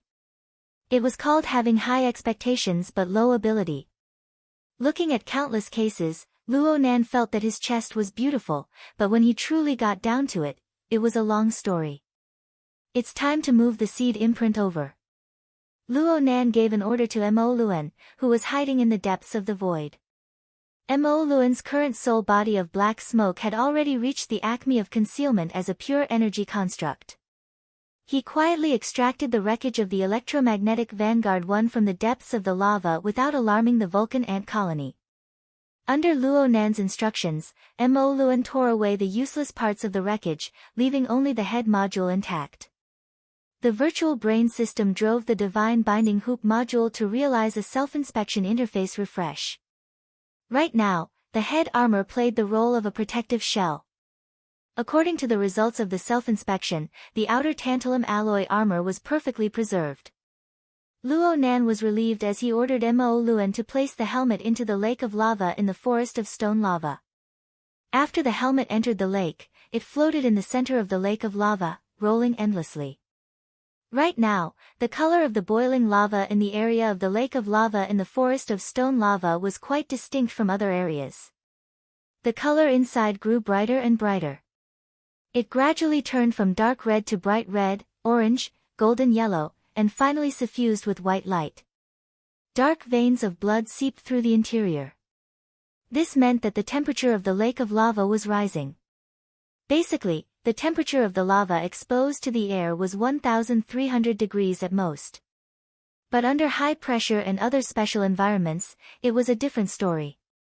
For example, right now, the divine binding hoop's self-inspection interface instantly sent back the temperature information of 1,700 degrees. This was due to the special configuration of the Blood Soul Temple. After absorbing Luo Nan's soul strength and many other layers of energy, it had an interference effect on the plane of reality. In such an environment, the harassment and infiltration of the Vulcan ants could be avoided. The seed imprint could also learn how to efficiently absorb and utilize energy. It could gradually mold and restore the powerful structure and instincts that originated from the golden tree. Luo Nan went to look at the data of the helmet armor. The research and development of the tantalum alloy was originally for the purpose of probing the surface of the sun. It could withstand a high temperature of over 5,000 degrees. This military material had to take into account more performance indicators. There were some trade-offs. The current upper limit of the helmet's heat resistance was approximately 4,000 degrees. The upper limit of the heat insulation was 2,000 degrees. It was absolutely safe. The magnetic energy core inside would not be destroyed. But the problem was that complete heat insulation was not right. Why is the magma lake only 1,700 degrees? Luo Nan smacked his head with his notebook. As mentioned before, Luo Nan did not find any basis for the true structure of the Blood Soul Temple from the Blood Flame Order. He completely relied on the virtual brain system and the user manual. He gradually estimated the input data and used its simulation calculation function to re-estimate the design. The virtual brain system was very powerful, but Luo Nan was a complete armchair strategist. The specifics would depend on the actual situation. Looking at the temperature of the core of the magma lake, there was still a problem. The energy needed to restore the golden tree seed imprint to its peak state was undoubtedly astronomical. At the same time, there must be an efficient mode to control this astronomical amount of energy. Both were indispensable. Luo Nan had painstakingly built the forward base and assembled electromagnetic Vanguard 1. He had gone in a large circle to bring it over. He had squeezed out and revived its combat instincts to the greatest degree. He had cultivated it externally and strengthened it internally in preparation for its rapid growth. For this reason, he followed the basic design of the Blood Soul Temple to simulate and improve a set of gradual absorption and utilization of energy. The front was fine, but there was a problem with the absorption and utilization of heat energy. The efficiency had to be cut by at least half. Could it be that the interference strength isn't enough? But if I were to increase it further, the thermal efficiency coefficient would be too ugly. In the end, I still haven't broken through the critical point. Luo Nan had to admit that there was still a problem with his design. He had the calculation formula, the system simulator, and all sorts of cases to refer to, but he still couldn't do it well. This was a bit shameful. There was nothing he could do even if it was shameful. Right now, he could only verify and calculate anew to see if there were any problems with the modified configuration design from before. This made the work even more complicated. It was even more difficult than attacking the fire god ant nest. Luo Nan calculated until the sky was dark and the earth was dark under the double blockade of the calculation formula and the structure. He was completely unaware of the passage of time. Perhaps he slept in the middle, or perhaps he didn't. In any case, he was muddle-headed. His mind suddenly stirred, and a moment later, the alarm of the simulator rang. Someone came in. It was Rui Wen. Luo Nan slapped the notebook against his head. He decided to go out and get some fresh air.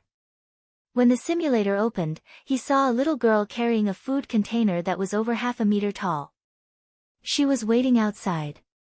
Oh my, thanks. Luo Nan first revealed a smile. Then he came to a realization. Didn't you say that I don't need to deliver food? Breakfast. Rui Wen responded simply. Oh, it's morning already. Luo Nan looked at his watch. It was already 8:30 in the morning on the 22nd. Countless formulas and basic structures spun before Luo Nan's eyes. Comparatively speaking, the feeling of his stomach was more real, especially after he saw the half-meter-tall multi-layered food container. He was really hungry. Chapter 605. Just come over. There are a lot of people up there. Oh, the Mystic Arts Research Society has begun to arrange a theme for this week. This wasn't the main point.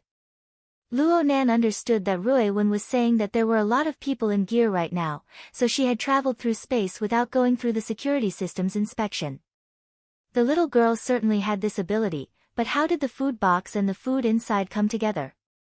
He removed the lid. It was quite sturdy. Then there was the breakfast inside. Porridge, side dishes, and sliced beef. This was his favorite combination, and the amount was sufficient. But thinking about how they were mixed and vibrated in the void, then categorized and reorganized. This seemed to have already exceeded the limits of Luo Nan's thinking. Luo Nan gave up on thinking deeply under Rui Wen's gaze. In any case, he had never really figured out Rui Wen's mysterious gift. Breakfast and whatnot, as long as it could fill his stomach, it was fine. If he really put in a piece of wood or porcelain or something, with his 9 apertures and 6 roots technique to strengthen his internal organs, his life would not be in danger. After confirming that Rui Wen had already eaten, Luo Nan began to sweep through the food box. But he hadn't eaten 2 bites when the God-binding hoop's real-time tracking detection reported abnormal information. And the simulation results of the virtual brain system still differed from the ideal value. Luo Nan subconsciously opened the design blueprint and looked at the critical points that the system criticized as missing. He scratched his ears and cheeks and tried to make some changes, but he nearly caused the disastrous consequences of collapsing. He was scared to the point of breaking out in a cold sweat, but he was even more unwilling. He simply straightened out the design from the beginning, and then he plunged headfirst into it, unable to pull himself out. He came back to his senses once more because the light shone onto Rui Wen's body when he expanded the area of the projection work area. Right now the little girl was hugging her knees as she sat in the corner. She was in a daze silently, and the tidy food box was placed next to her. She had already done her utmost to avoid interference, but the projection light instantly expanded outward. She couldn't react in time. Luo Nan froze and stopped writing. You didn't go back. Today is the weekend, right? Auntie and Mo-ya didn't drag you out to go shopping? I told you. I was with you. I told Auntie. Luo Nan's self-service translation was on point, but he sweated a bit. Rui Wen's explanation clearly conflicted with his reason for taking a day off. She was certainly allowed because Mrs. Luo Shuqing had her eyes closed. He looked at his watch and was shocked to find that it was already past 10. The little girl had been huddled in the corner for half the morning without a word. Luo Nan let out a sigh. He felt that he owed her quite a bit, but he was a bit delighted in his heart. Clearly, Rui Wen was closer to him. Oh, this was even more unfair to her. He made up his mind, closed his notebook, and temporarily cleared his mind of calculations and simulated configurations. He pondered on how to take Rui Wen out to play and relax, but where? Just as he was hesitating, Rui Wen's eyes focused. Is it very difficult to calculate? Luo Nan was a girl of. Luo Nan was a bit embarrassed, but he still honestly admitted, it really is quite difficult. Although we have the simulation system and the configuration module, there are too many other systems in the Blood Soul Temple. It's fine on the spiritual level, but when it comes to the material level, we have to replace them one by one and even reorganize them. This is too much, and it's not easy to take care of everything. Luo Nan had a belly full of bitterness from the recent mental challenge. He opened his mouth and couldn't hold it back. He said a bunch of things in a muffled voice.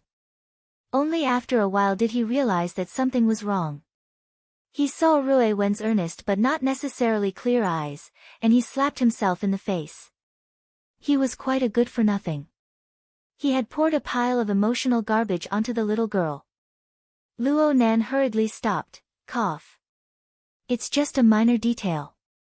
Don't mind it. Rui Wen continued to stare at him. What's the main point?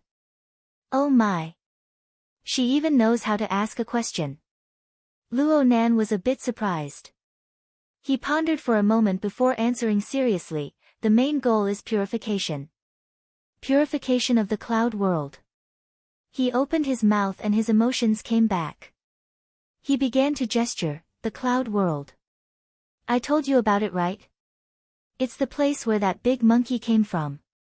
Rui Wen looked as if she understood, but she didn't. Luo Nan knew that it would be very troublesome to explain in detail. Oh, it just so happened that he needed to accompany Rui Wen. Chatting and exchanging would count, right? Wait a moment for me. Flag bearer. Luo Nan prepared to go all out.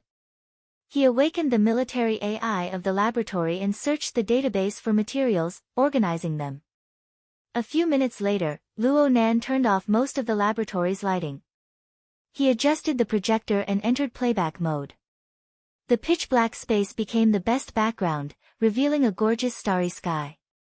Under Luo Nan's control, the projection screen gradually enlarged and focused.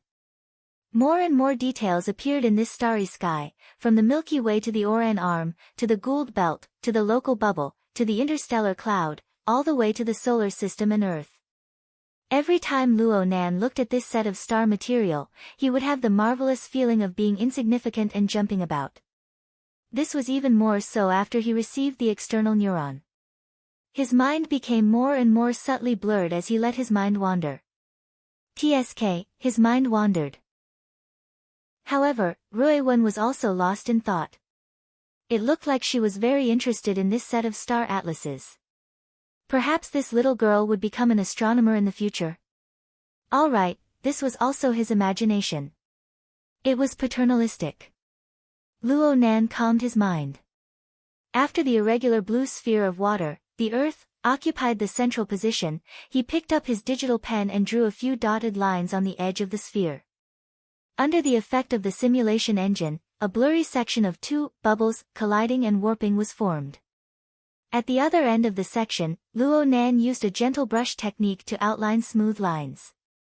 It was like a dense weave of flowing clouds, spreading out layer by layer. This is the cloud world. Right now it is colliding and making contact with the space and time we are in. This is the marvelous space and time anchored by our mother. Yes, our mother anchored this place. This is a place that I must explore and protect. Luo Nan looked at Rui Wen's focused gaze as he spoke to this point. He was a bit embarrassed. Instilling this sort of emotional thing into a child didn't seem too appropriate. He organized his train of thought and directly led to the main topic. Right now in the cloud world, there are two enemies of mine. It's probably because of my mistake that they managed to break in. One of them is extremely powerful and extremely hard to deal with. He wanted to plot against me before. And I don't want him to ruin my mother's work. So I want to get rid of him. Hold on, it seems like this direction isn't too good. But Luo Nan thought about Jin Tong, who died by Rui Wen's hand. He chanted an Ba and braced himself to continue speaking. He had been monitoring Gong Qi and Snake Tongue for a very long time through the soul cloak. He understood some details that he wasn't too clear about before. For example, Gong Qi wanted to get rid of him through the veil of silence. Or the complicated relationship between Snake Tongue and Gong Qi. After straightening things out, he explained the cause and effect to Rui Wen. His reasoning was quite clear. At the very least, he felt that Rui Wen should understand him. Rui Wen did understand. She gazed at the sketch of the cloud world drawn by Luo Nan and asked softly, "Is that person more powerful than Jin Tong?" Luo Nan thought for a moment and said, "You can't compare it like this. Jin Tong is on the fleshly side, while Gong Qi is on the mental side. Before we got rid of Jin Tong, Her Majesty Empress Wu had already beaten him to a pulp. A huge flaw was revealed in his mental state. That's why you and the Wraith sign attacked him from the inside and outside, taking his life in an instant. Although Gong Qi's soul and fleshly body have been forcibly separated, he still retains the majority of his abilities. He has maintained quite a bit of patience these past few months. Even if he loses his balance for a moment, he will be able to quickly adjust. As for us, it's impossible for us to find someone like Her Majesty Empress Wu with combat strength. After all, I don't want the secret of the cloud world to be known by outsiders." Rui Wen didn't speak anymore. This meant that she understood everything. Luo Nan began to rotate the blue ball of water in the projection area after clarifying his goal. This projection image was actually a holographic model of the Earth from the military's database. Aside from the optical imaging satellite, it also involved many confidential basic surveying and mapping data. Its precision and accuracy were worthy of trust. If Luo Nan wanted to, he could completely focus this holographic projection onto any region of the globe. The average resolution could reach around 5 mm, and there wouldn't be too much distortion. Right now, his destination was a certain volcanic archipelago in the Pacific Ocean. It was the Chan City region where the headquarters of the Ability User Society was located. If we want to make a move against Gong Qi, we must first place our focus here. This is the place where Gong Qi's fleshly body is stored. This is the place. Right now, the terrain displayed is undesirable. Headquarters should have done something to it, but they never imagined that our Luo family's formatting theory combined with the condensation ring would have such an astonishing effect. Luo Nan spoke loftily. He had already entered a state of complete immersion. He pointed at the topographic map of the volcanic archipelago and spoke without end. These words had been bottled up in his heart for far too long. He never had the chance to pour them out. Even if it was impossible for Rui Wen to give him any advice, she was undoubtedly a qualified listener. To a speaker, that focused and earnest gaze was simply an incomparable enjoyment. My plan is to first use the Wraith Sign's Polar Domain Blood-Soul Cannon, just like Luo Yuan's Dimensional Crossbow. I'll instantly break through the defenses and directly eliminate Gong Qi's fleshly body. I'll seize the energy of his fleshly body. Then, I'll take advantage of the attack against Gong Qi and the maturing Jin Tong puppet to immediately return to Shi Yunduan and surround him with all my might. If everything goes smoothly, then we'll have an extraordinary level meat shield like Jin Tong. We'll have Yuan X and Mo Luan to interfere. We can basically recreate the scene when we killed Jin Tong. In the end, Rui Wen, you'll be the one to make the final decision. Of course, these are just plans on paper. We might need to make adjustments when we actually carry them out. Rui Wen listened attentively and even asked, "Practice is preparation?" Luo Nan knew that Rui Wen was talking about the offensive and defensive practice of the Blood Intent Ring in the Abyss region these past few days. This was the operation he was proud of. Yeah. Ghost Eye is also a mental type extraordinary. His fleshly body is in the open sea. The practice in Xia City is all on the mental plane. It's quite similar to Gong Qi's situation. Rui Wen nodded in understanding. I will work hard. Chapter 606. Seeing Rui Wen's super serious appearance, Luo Nan couldn't help but rub her head. The little girl's hair had just grown to around 10 centimeters. It was a bit manly, but it was soft to the touch. It was as if there was nothing there. It matched her slender figure quite well. She had the appearance of a girl worthy of protection. Oh, protection. This thought came suddenly, but it reminded Luo Nan once again, even if Rui Wen's talent was unparalleled, she was at most 13 or 14 years old. Her mental age would only be younger. This sort of matter shouldn't involve her.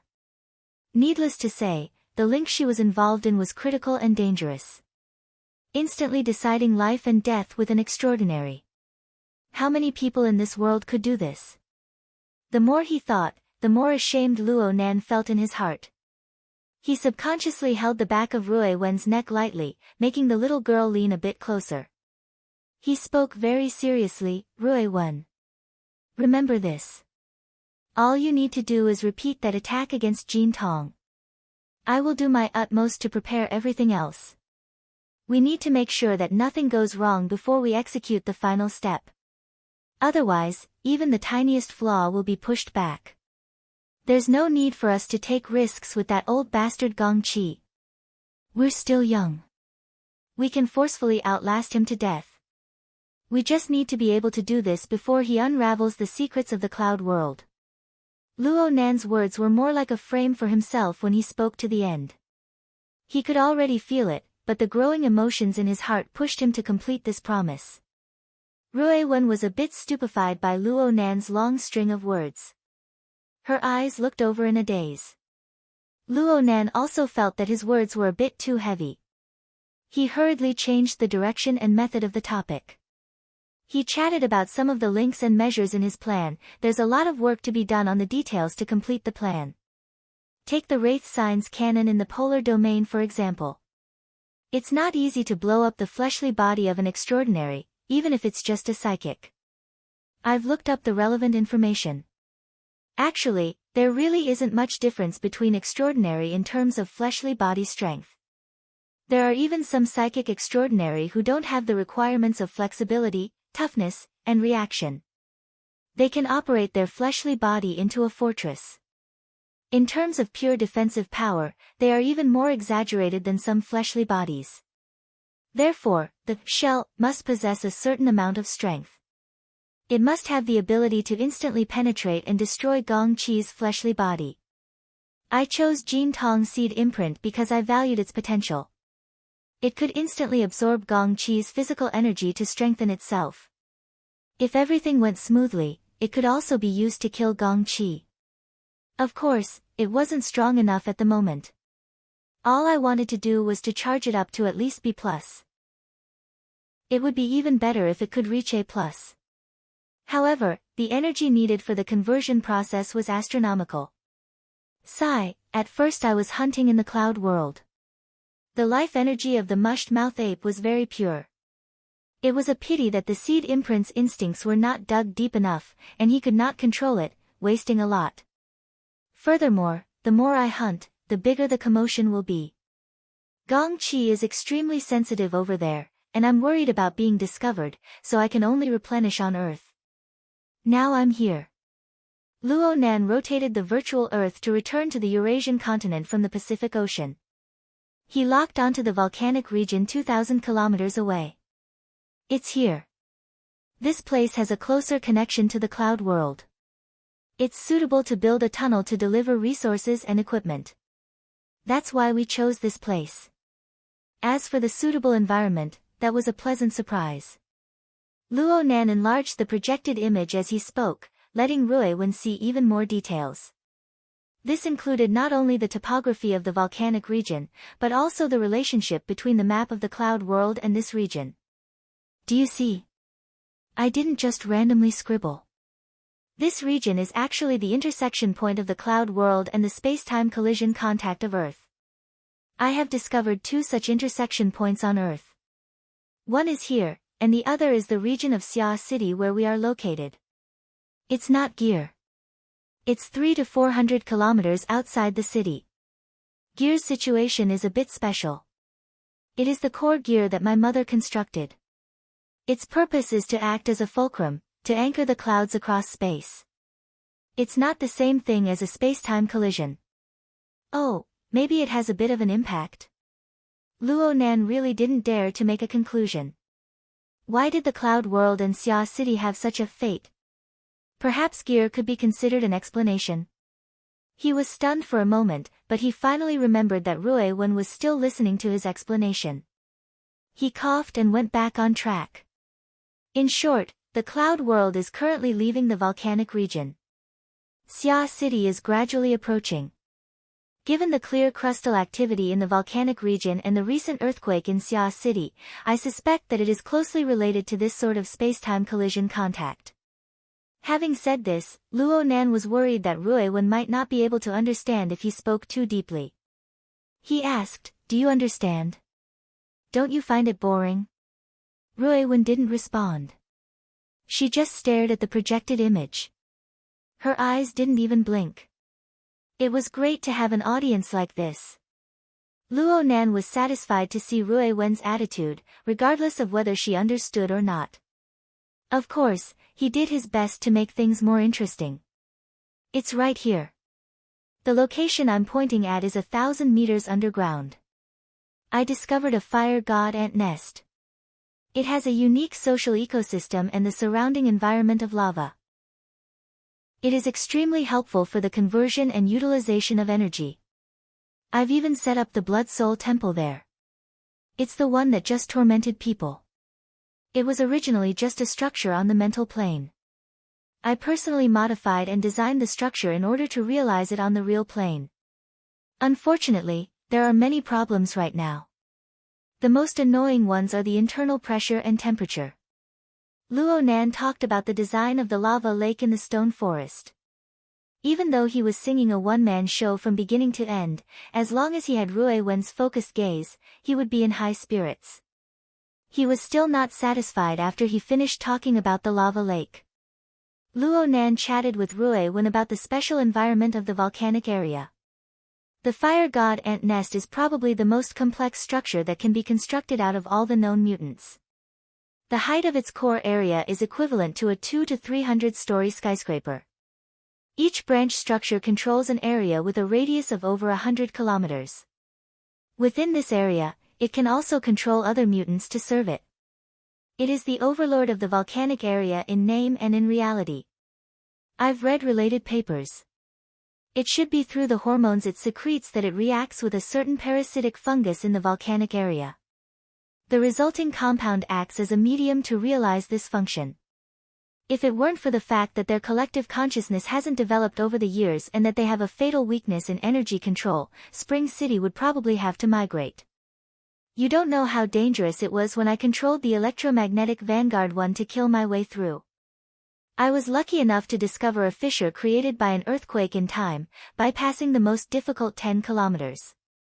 Otherwise, I might not have been able to kill my way to the center of the nest when you came this morning. Luo Nan spoke excitedly. He used his sketching ability to draw a corresponding sketch in the projection work area. Unfortunately, it wasn't as detailed as the virtual Earth model. He could only make do with looking at it. If everything goes smoothly, the second and third floors of the Blood Soul Temple will be constructed in another 50 to 70 hours. I will attempt to cultivate the collective consciousness of the fire god ants and place them within the Blood Soul Temple. With the help of the Wraith sign, there should be a way. If I really succeed, then I can attempt to control the entire fire god ant colony. When the time comes, this volcanic area will become a kingdom under my control. Luo Nan spoke with great vigor, but he felt that the meaning of the joke was a bit thicker. Conquering an ant society. When the time comes, I can say that I'm the king of the fire god ants. Cough. This name is more like that, but don't laugh at me. When the time comes, you'll be the fire god ant princess. Ruiwen didn't laugh. She just stared at him with her pitch-black eyes. Luo Nan was truly embarrassed. He hurriedly denied himself, forget it, forget it. The cloud world is more suitable for us. Over there, the clouds cover the sky. You can't see the end. Countless secrets are hidden there. Wait until we smoothly eliminate the opening of the palace and purify that place. Then I can say that I'm the king of the clouds. And what about you? The princess of the clouds, okay? He told a clumsy joke, but Ruiwen seemed to like it a lot. Her gaze was a bit vacant. It was as if her gaze pierced through the multicolored projection, pierced through the earth and the sky, and pointed 2,000 kilometers away. It also pointed behind the barrier of space and time. The meaning in her eyes was perhaps longing. This sort of Ruiwen was far too rare. It was to the extent that Luo Nan instantly understood this mood. He blurted out a few words, "Do you want to go?" Ruiwen suddenly turned her head. She didn't speak, but her eyes lit up. Luo Nan had a headache the moment the words left his mouth. But when he saw Ruiwen's dazzling eyes in an instant, his impulsiveness and headache transformed into formal consideration. His brain spun at lightning speed, and his thoughts directly transformed into words. He didn't bother with embellishment. The fire god ant nest is too dangerous. There's no place to stay for now. It's not suitable for you to go. However, we can first go to the cloud world. Ruiwen stared at him, the glow in her eyes growing brighter and brighter. Actually, it's quite difficult for me to go to the cloud world by myself. I'm talking about going by myself.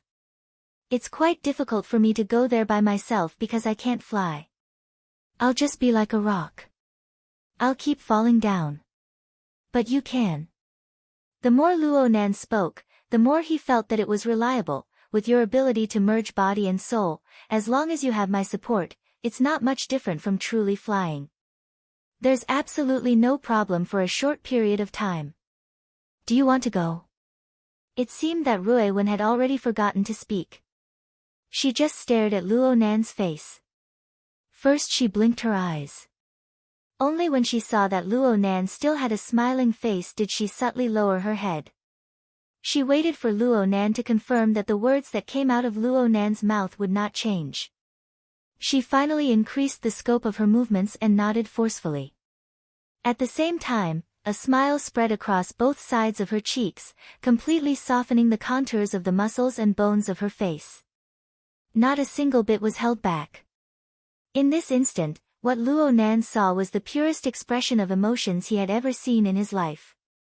She was like a pure and innocent infant, and there was an additional touch of moving color. Chapter 607. The astral winds whistled and the clouds surged. Occasionally, a shower of ice crystals would blow past, reflecting the firelight that seeped through the gaps between the clouds. It was dazzling and possessed destructive power. Luo Nan felt quite marvelous as he watched the ice crystal shards penetrate his body. Recently, he mostly used the soul cloak to observe the cloud world from afar, monitoring the whereabouts of Gong Qi and Snake Tongue. Firstly, it was convenient. Secondly, it was safe. Today, his soul entered the out-of-body state, and he especially interfered with the clouds to form a half-real, half-incorporeal water vapor humanoid. He felt a bit of novelty when he first used it. If he was like this, then there was no need to mention Rui Wen, who entered for the first time. The little girl's figure flickered back and forth between the clouds, appearing and disappearing erratically. She was still adapting to the feeling of flying through the air. Occasionally, Luo Nan would need to interfere with the void to lend her strength. However, seeing her more and more agile and free performance, it seemed that flying unhindered through the clouds and leaving no traces behind wouldn't be an obstacle that was difficult to surpass in the near future. Thinking too much is useless. Being in a good mood is truly good. Luo Nan took care of Rui Wen as he split a bit of his attention to lock onto two targets several thousand kilometers away. Right now, Gong Qi and Snake Tongue were together. They seemed to be studying a mushed-mouth ape. This was a living body that they had caught with great difficulty. Controlling it was quite troublesome. Snake Tongue was a Birank curse mage. She didn't possess an overwhelming advantage when compared to the mushed-mouth ape. She was tossed around quite a bit when she was alone in the cloud world. Hee. Luo Nan sneered. Rui Wen suddenly hovered in the air at this time, coming to a steady stop by his side. The structure of her body and soul formed an intense resonant relationship with the surrounding clouds of the void. It caused Luo Nan's water vapor humanoid form to distort a bit, but it soon began to decrease in magnitude. It was even more restrained and restrained. 10 seconds later, it was nearly impossible to detect unless one deliberately probed. You can fly now. I'm still trying. Rui Wen gave a simple answer. Her slender figure undulated a bit as she enunciated her words. 2 seconds later, she stabilized. Do your best. Luo Nan could only express this way when faced with Rui Wen's talent. Next, Luo Nan took advantage of Rui Wen's time to adapt to her new technique to begin his work as a commentator. He shared the scene of his perception through a closed system. It's these two. Our targets. As they spoke, Snake Tongue attempted to hypnotize and control the captured mushed-mouth ape with Gong Qi's help. However, what awaited her was yet another failure. This wasn't the first time a similar situation had occurred. This made Luo Nan deeply feel that the day he caught the Wraith sign would be the day his luck attribute would go off the charts.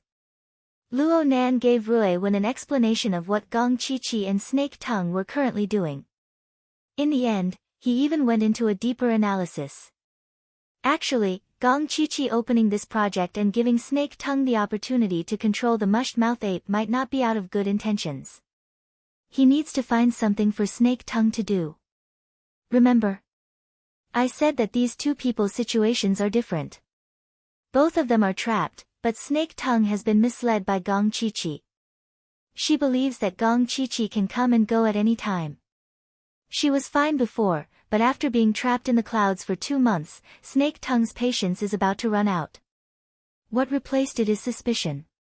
If Gong Qi can't bring out something new, we might be able to see them turn on each other. Actually, Luo Nan had thought of using this matter to make a fuss. However, after some consideration, he felt that this wasn't his domain of expertise. Playing schemes with Gong Qi and Snake Tongue might alert the enemy and make things worse, so he didn't delve too deeply into it. Right now he was paying more attention to the technical segment. There were many problems he needed to solve if he wanted to kill Gong Qi. This fellow Gong Qi has the ability to teleport his soul body. I once saw him leap 2,000 kilometers in one go. He's extremely powerful. If we can't succeed in our first attack, he will very likely escape. Of course, we aren't bad either. But if the ambush turns into a chase, the variables will be too great. Rui Wen floated to the side and expressed once more, I will do my best. No. This segment is mainly testing me. It's the problem of my control precision. Luo Nan didn't want Rui Wen to add more pressure to herself. And it was just as he said. If he wanted to do a good job in the ambush, then he needed to completely play out all of his resource cards in the shortest amount of time possible. Moreover, he needed to accurately hit Gong Qi's old face. Precision was the most crucial and direct requirement. It was even more important and more difficult than the strength of the artillery shell. The artillery strike that destroyed Gong Qiqi's fleshly body in Chan City needed to be closely synchronized with the assault in the cloud world. The Jin Tong seed imprint needed to accurately hit Gong Qiqi's fleshly body, which was under the layers of protection of headquarters. It needed to accurately grasp the time to seize the energy of Gong Qiqi's fleshly body. Then it would accurately jump back to the clouds and join the ranks of those who surrounded and killed Gong Qiqi. Any mistake in any segment would cause unexpected problems to crop up and produce variables. To put it bluntly, Luo Nan's plan wasn't perfect. Its tolerance for error was far too low. The possibility of interference was far too high. It was far too easy to lose control. But this was the only opportunity he could think of. It was also the only way to squeeze out all of Gong Qiqi's strength. Luo Nan's heart was apprehensive, but he had no way of telling this feeling to anyone. Luckily, he had Rui Wen. He had the best listener in the world. Right now, I can only use the observation and positioning of the large coordinate system to carry out the interference effect. Did I say the large coordinate system before? Oh, this is the name I came up with. I just comprehended it not too long ago. It can be considered my extraordinary domain, even though I'm not an extraordinary. It's using me as the origin and the body and soul order frame as the core law. I embed my own law within the interference area. Right now, my soul cloak has already covered nearly the entire Earth.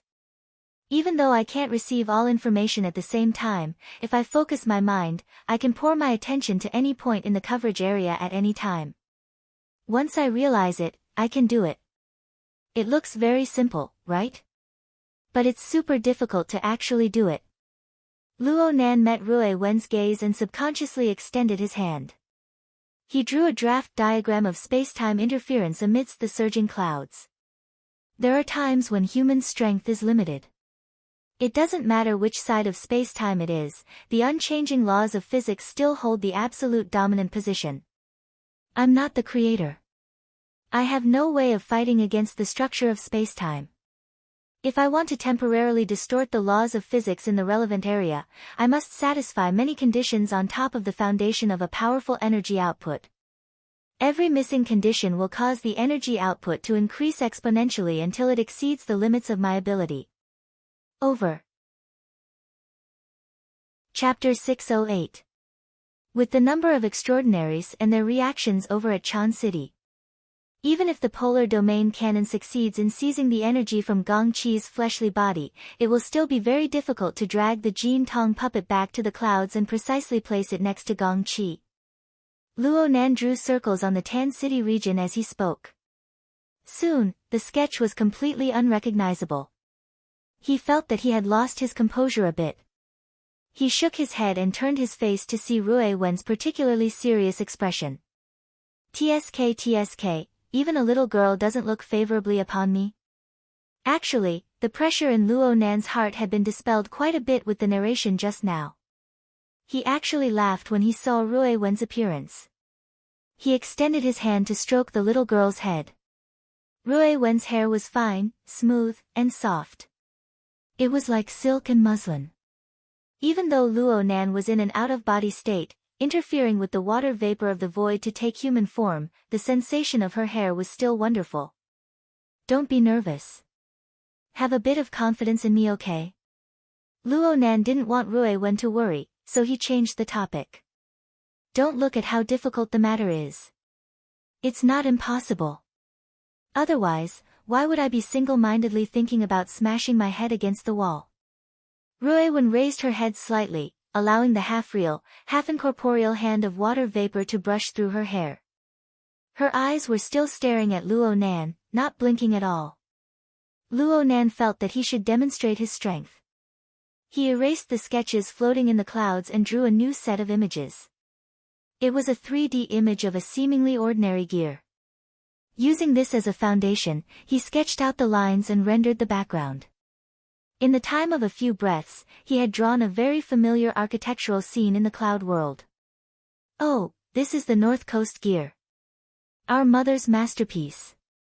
Do you remember what I said? It doesn't belong to the intersection point between the cloud world and our local space-time. But I'm connecting to the cloud world here. The precision of control is the highest when compared to the volcanic region and the wilderness of Xia City. Luo Nan drew the intersection point between the cloud world and local spacetime. He gave the other two intersection points disproportionate marks for illustration. Then he asked, knowing the answer. Why is it like this? Gear is the fulcrum that anchors the cloud. Ruiwen really did answer.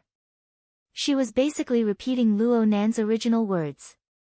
But she was able to extract these words from Luo Nan's large number of explanations in the first instance. It was enough to show that she was listening very seriously.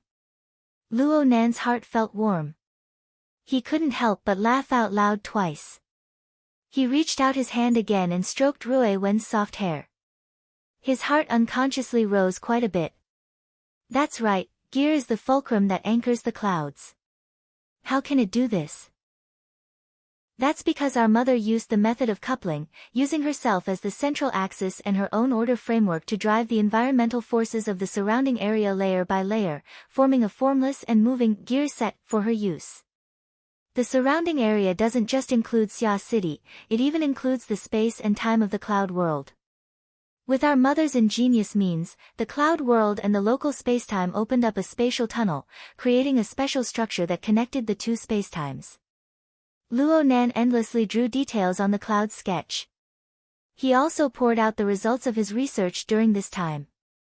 Normally, gear on the north bank is just an ordinary building. It doesn't have a direct connection with the cloud world. The structure that runs through space and time is fractured.